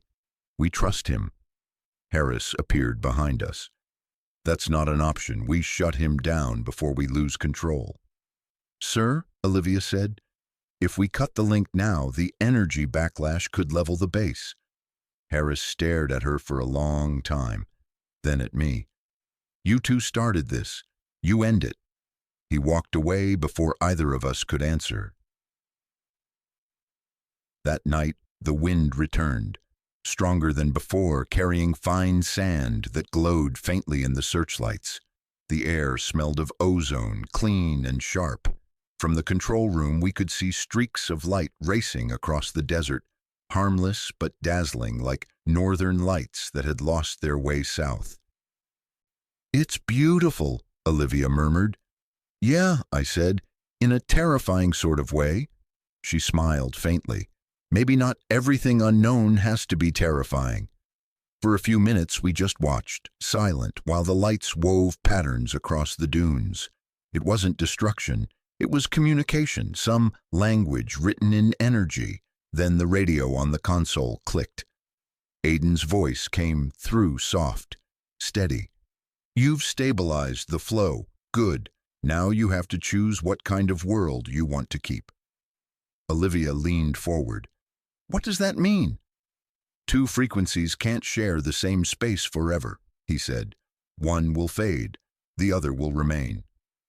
I asked, "Which one's ours?" He didn't answer right away. "That depends on the choices you make next." The transmission ended, leaving only the soft hiss of static. Outside, the desert lights faded until the world was dark again. Later, as we walked back to our quarters, Olivia said quietly, "Maybe the breach isn't about destruction. Maybe it's about transformation." "Maybe," I said, "but transformations still leave something behind." She nodded, and for the first time in days there was peace in her expression. "Then let's make sure what's left is worth keeping." By the next morning, the base felt strangely calm, too calm. The alarms had stopped, the screens were clear, and for the first time in weeks, the air no longer hummed.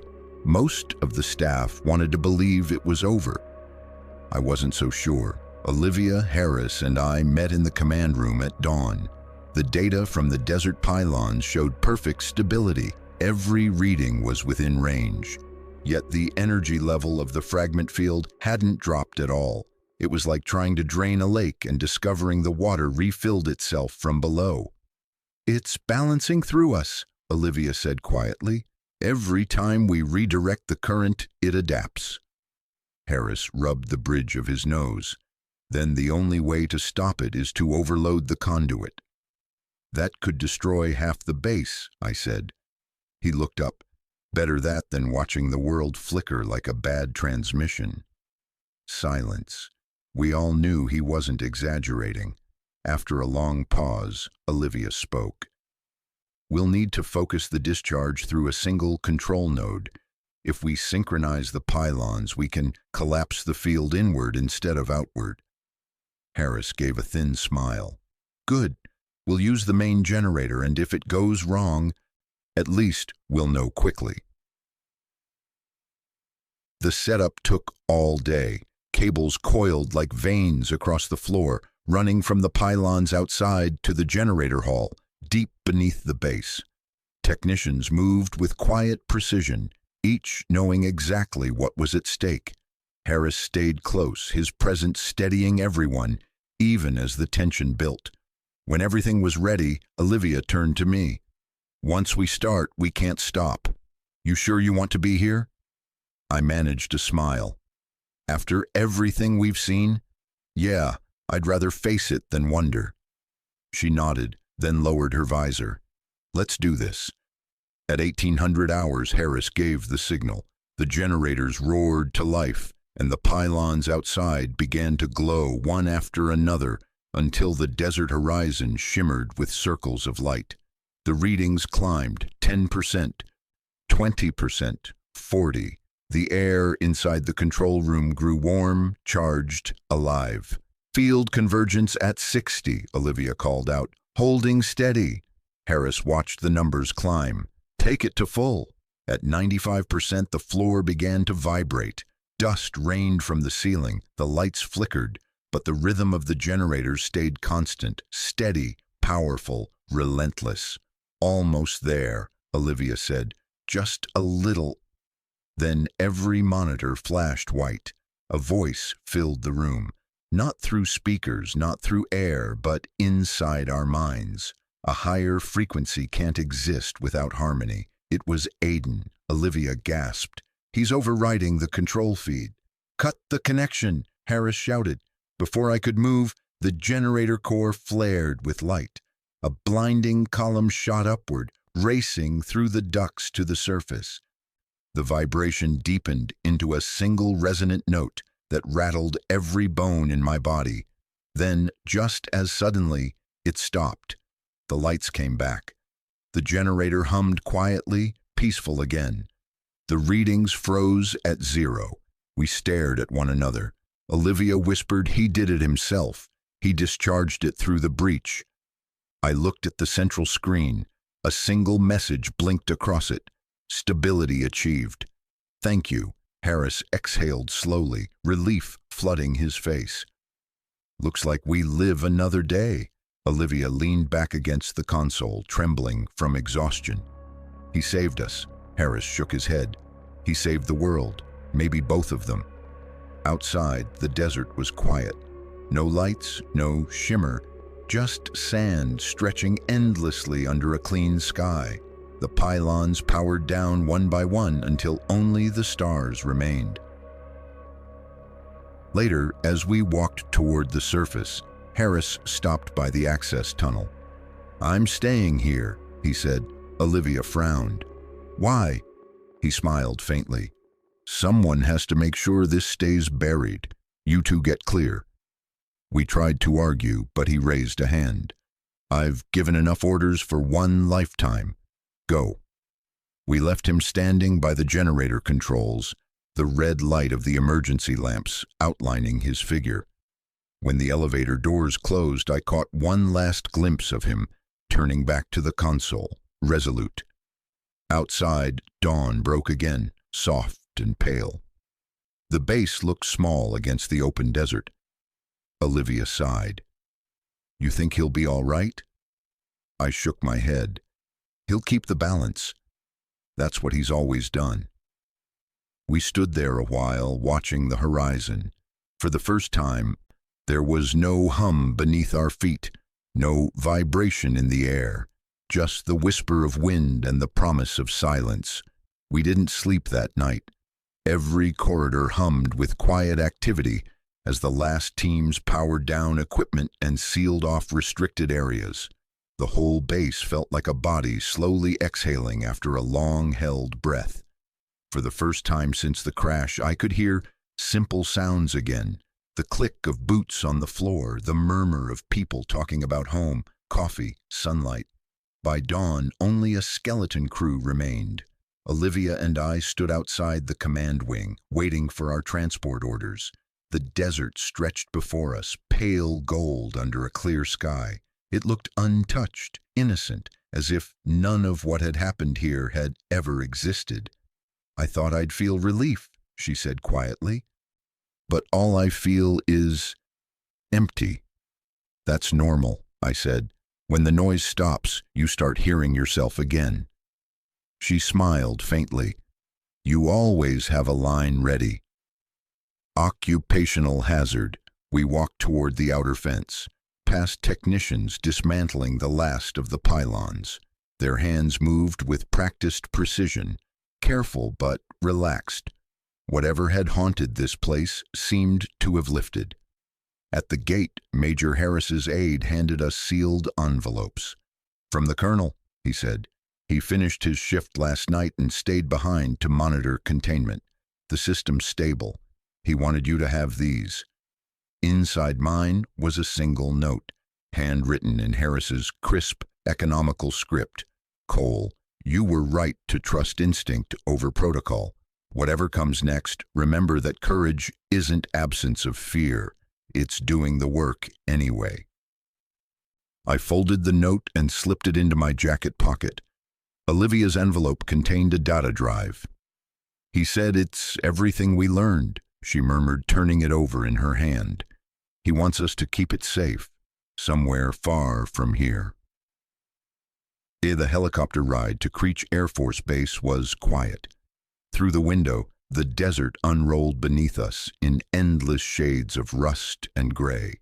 No trace of the shimmering patterns, no sign of energy distortion, just sand and wind. For a moment, I almost believed it had all been a dream born of exhaustion and classified paperwork.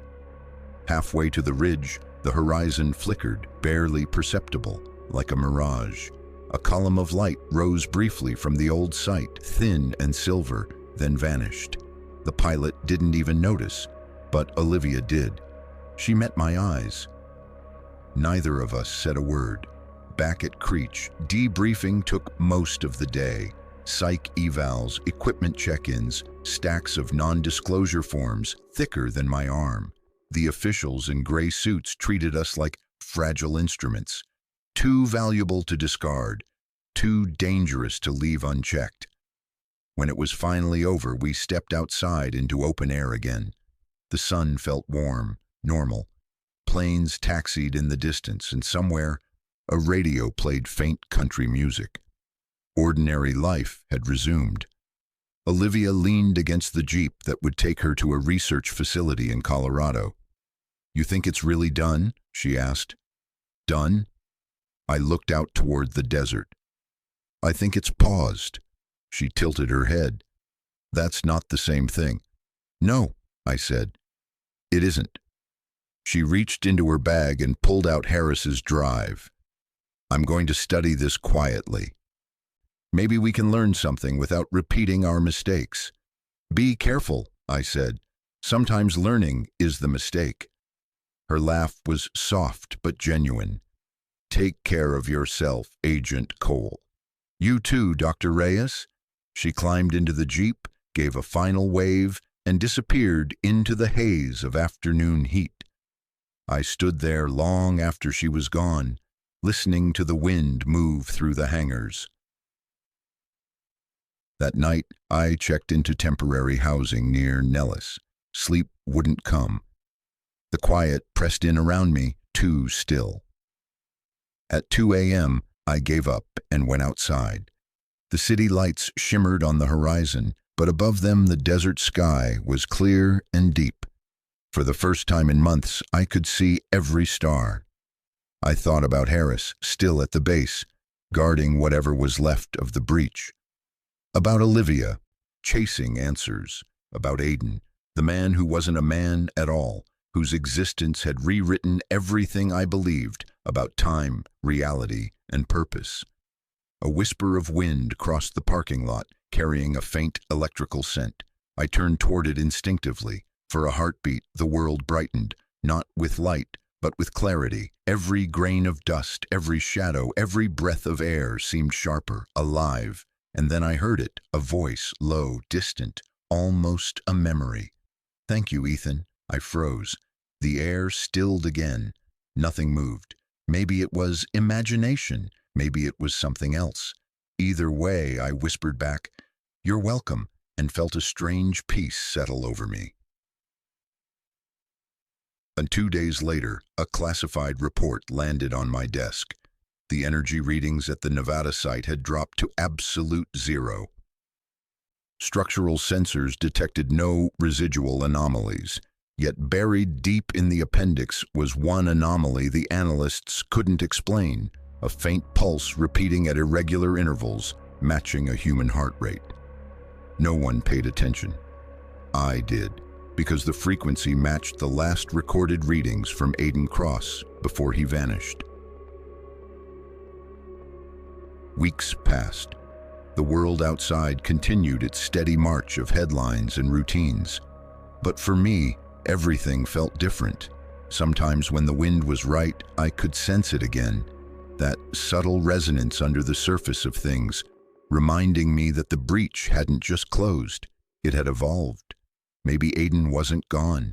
Maybe he had simply become part of everything, woven into the quiet hum of existence. Olivia called once from Colorado.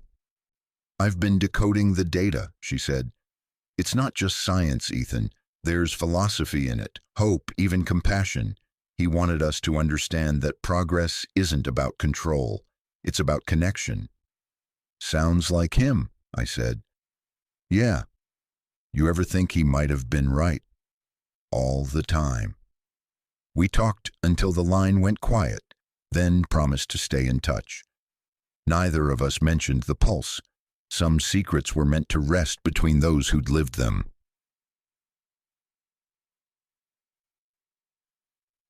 A month later, I drove back through the desert alone. The wind sculpted new dunes where the base used to stand. Nothing remained. Not a building, not a sign. Just open sand and a sky so wide it made you feel small. I parked, stepped out, and closed my eyes. For a long moment there was nothing but silence. Then, faintly, the air shimmered. Not threatening, not alien, simply present. I smiled. "I know," I whispered. We're still here. The shimmer faded and the desert returned to stillness. The breach had healed, but its memory lingered. Proof that some mysteries don't end. They become part of the world. As I drove away, the sun climbed higher, washing the landscape in gold. The past was behind me, the future uncertain. But for the first time in years, that uncertainty felt like hope. 15 years had passed since the desert closed its mouth around what used to be the base.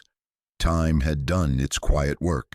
Sand erased the fences, storms polished the glassed ground until it shone like water under the sun. Ethan Cole lived now in Flagstaff, Arizona, in a small cabin at the edge of a pine forest. He liked the smell of resin and rain on dust. Sometimes when the wind came from the west, he thought he could still taste ozone on it. He taught part-time at a community college. Intelligence analysis, a subject that sounded practical enough to disguise the ghosts behind it. The students thought he was a war veteran with too many stories and not enough photographs. They weren't wrong. Most evenings he sat on the porch with a mug of black coffee and watched satellites blink across the sky. The government had declassified parts of the Nevada incident years ago, calling it an energy containment anomaly. No mention of Aiden Cross. No mention of what the team had truly seen. Sometimes he wondered if the whole thing had been buried not just to protect the world, but to protect its idea of reality. He still dreamed of it. In the dreams, he was back in the generator hall, light flooding upward, Aiden's voice threading through it. The future isn't fixed.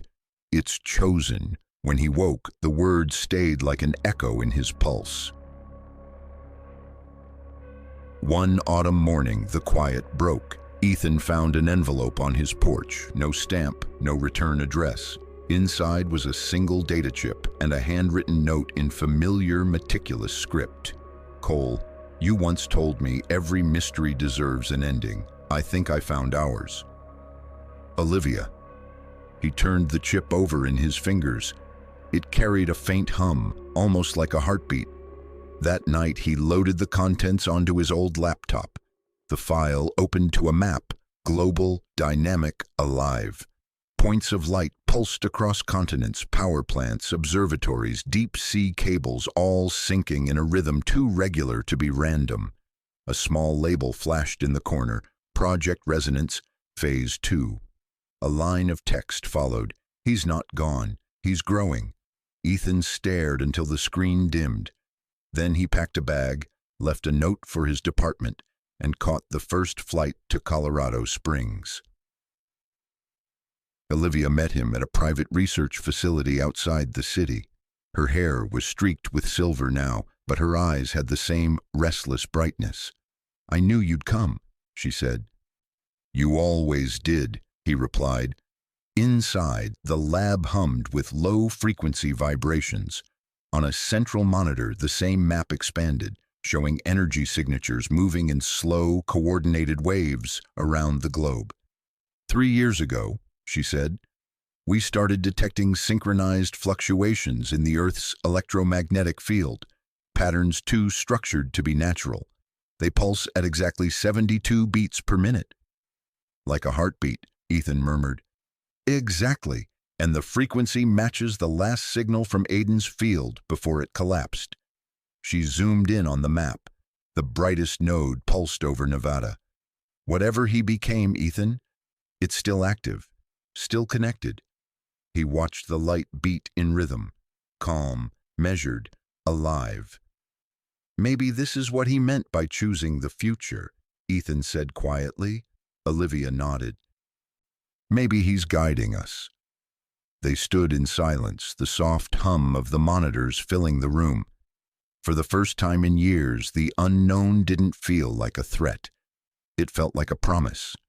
The next morning, Ethan and Olivia drove north toward Denver.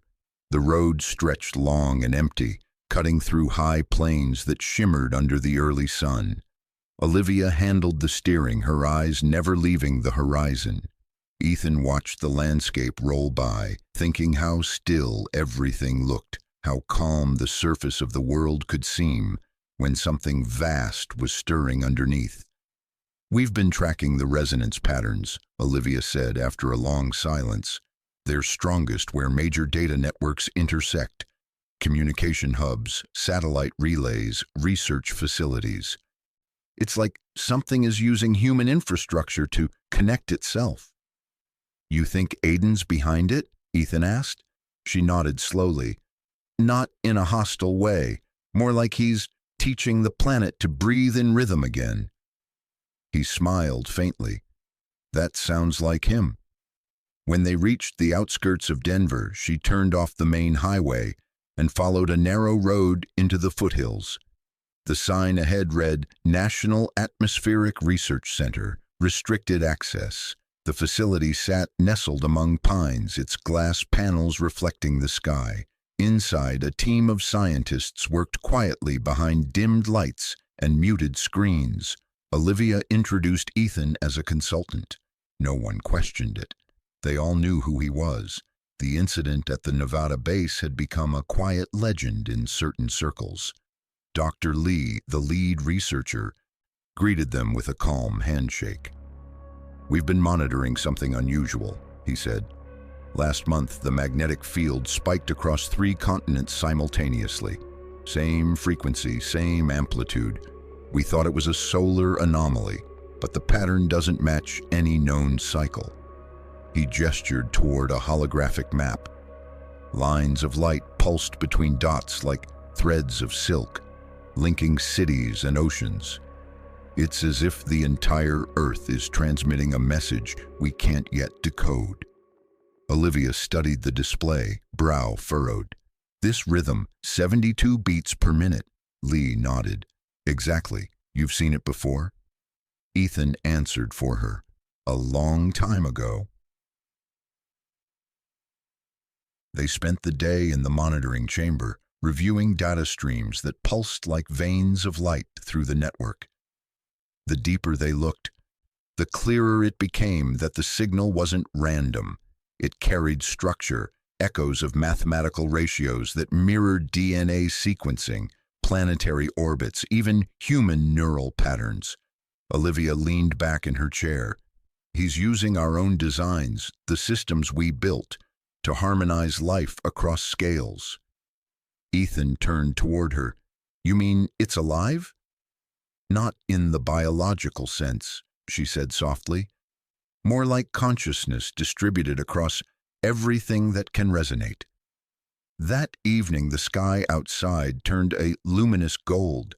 The mountains glowed with reflected light, and for a moment the clouds seemed to move in perfect rhythm with the pulse coming from the data screens. Dr. Lee watched quietly. "If this continues, we could be looking at the beginning of a global synchronization event. Every power grid, every communication network, every biological system linked." Olivia met Ethan's gaze. "It's what Aiden wanted, to heal the breach not just between worlds, but between ourselves." Ethan nodded slowly, feeling the weight of it. "Then maybe our job isn't to stop it this time. Maybe it's to guide it." That night, after the team went home, Olivia and Ethan stood on the facility's balcony overlooking the valley. Stars shimmered above the dark outline of the Rockies, clear and endless. "You ever wonder why it was us?" Olivia asked quietly. "Why we were the ones who saw it all?" Ethan smiled. "Because we were the ones who listened." She looked up at the stars, the pulse of distant satellites tracing faint lines across the sky. "Do you think we'll ever see him again?" "He's already here," Ethan said, gesturing toward the glowing monitors inside. "In the lights, in the rhythm, in everything that's learning to connect." Olivia nodded, thoughtful. "Maybe that's what evolution really is, learning to remember we're part of something larger." They stood in silence, the steady hum of the world surrounding them. For the first time, the vibration in the air didn't feel ominous. It felt alive, like the heartbeat of something vast and kind, whispering through circuits and wind alike. Below them, the city lights blinked in unison, every pulse echoing the same silent message: connection. Ethan closed his eyes and let the rhythm settle into him. For the first time since the desert, he wasn't afraid of the hum. He could finally hear what it was trying to say. 2 weeks later, Ethan and Olivia were still in Denver, living mostly on black coffee and quiet wonder. Each morning the resonance grew a little stronger, not in volume but in presence, as if the whole world were beginning to breathe together. Reports from other countries confirmed it. Compasses drifted slightly east at the same hour each day. Tides shifted by inches but in perfect global sync. Even the International Space Station recorded faint rhythmic pulses in the upper atmosphere.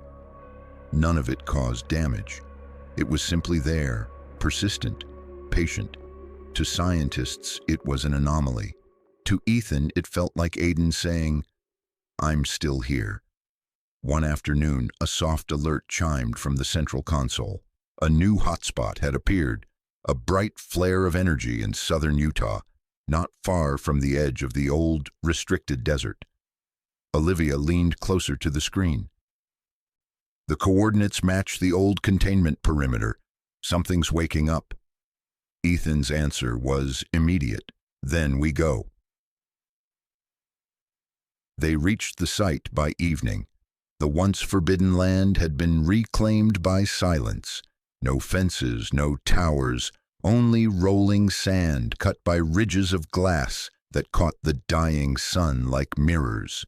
Their SUV stopped at the edge of what had once been the generator field.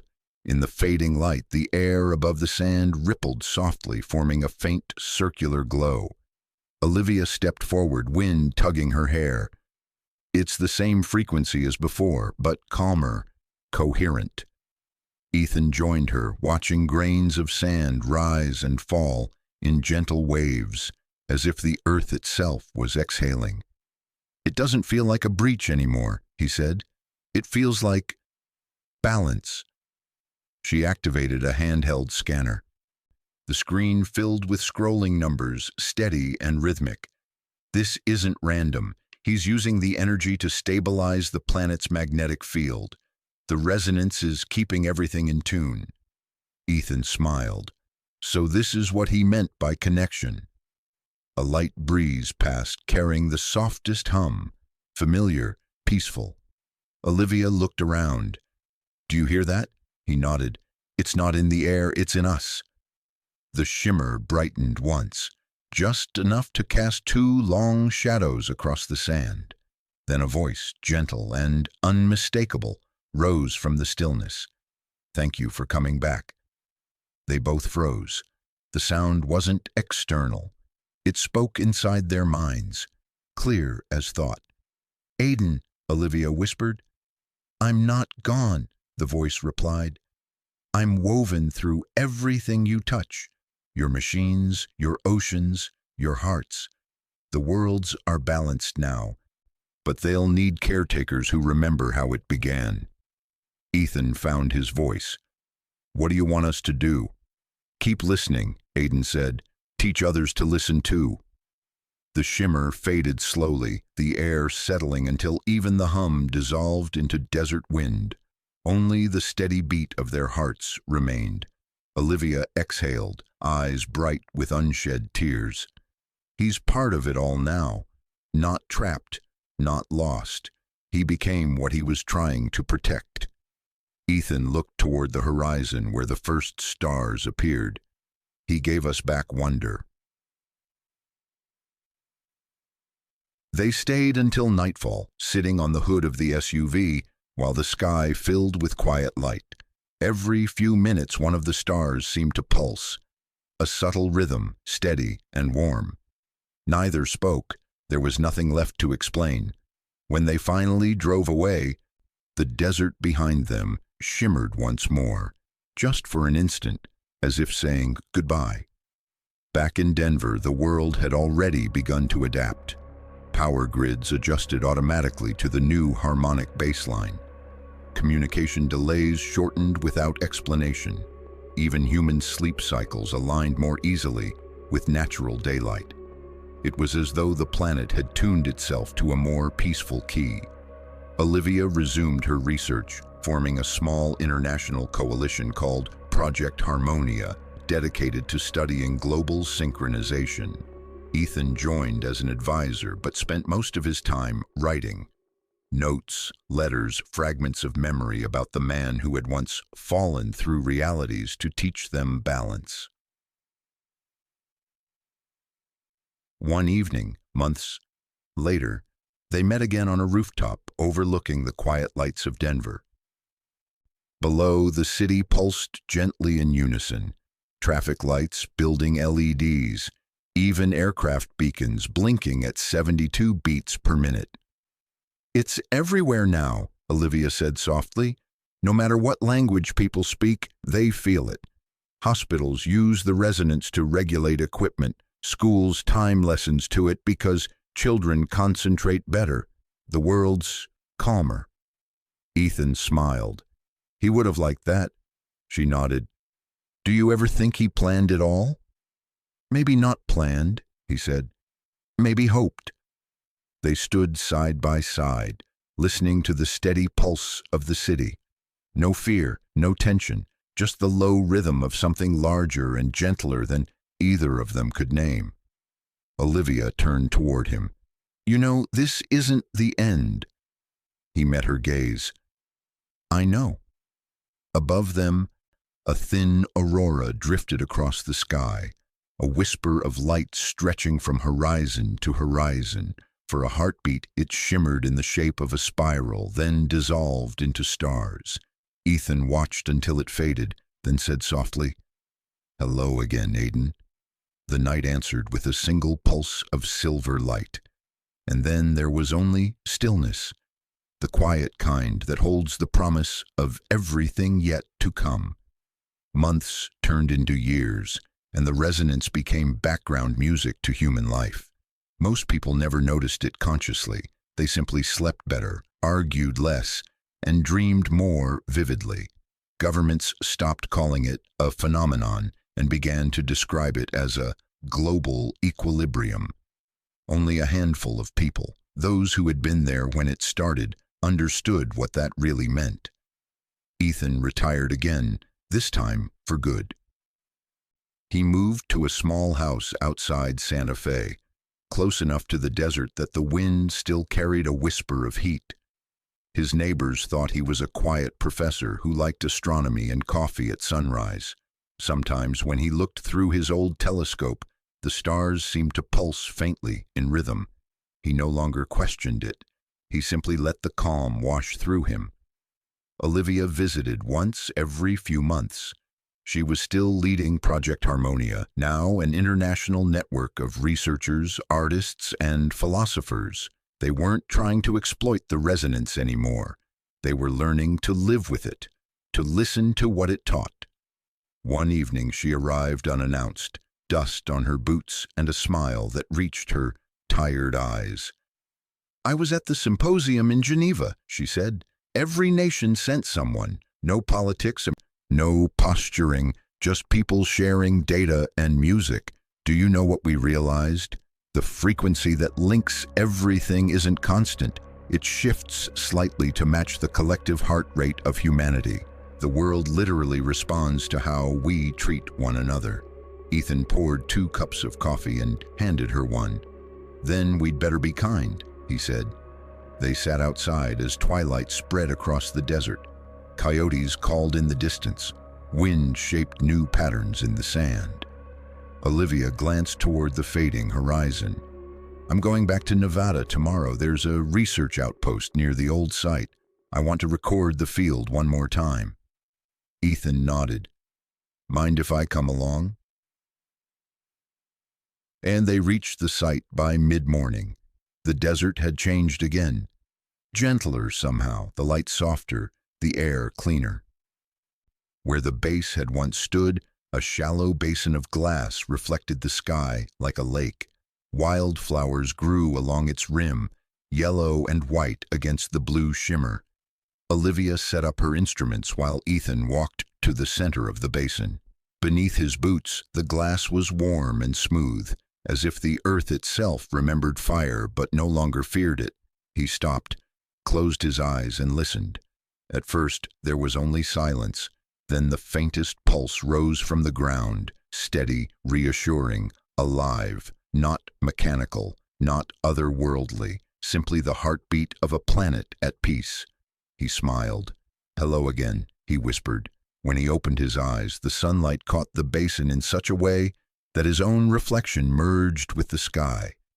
For an instant, he saw another figure beside him, tall, calm, eyes gray as the morning light. Aiden didn't speak.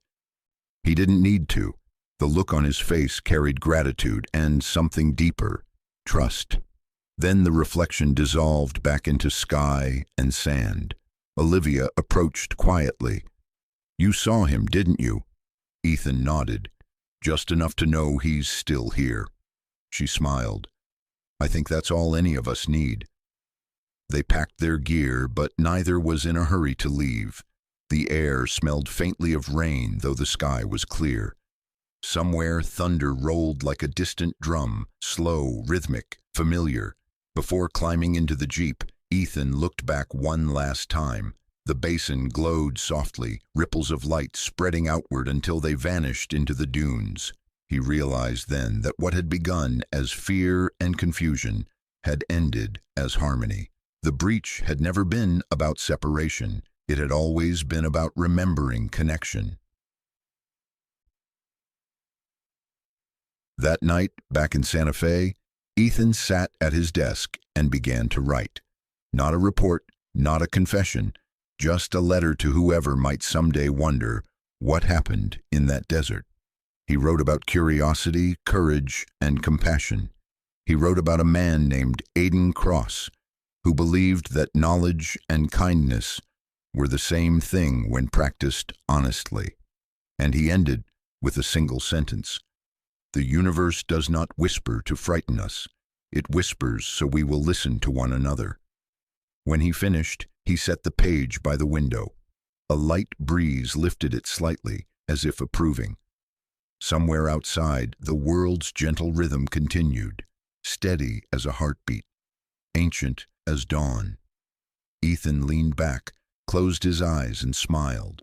For the first time in decades, he felt utterly, beautifully ordinary. The extraordinary had simply become part of life, and far beyond the desert where sand met starlight, the earth pulsed once, quiet, warm, alive, a final echo of tomorrow.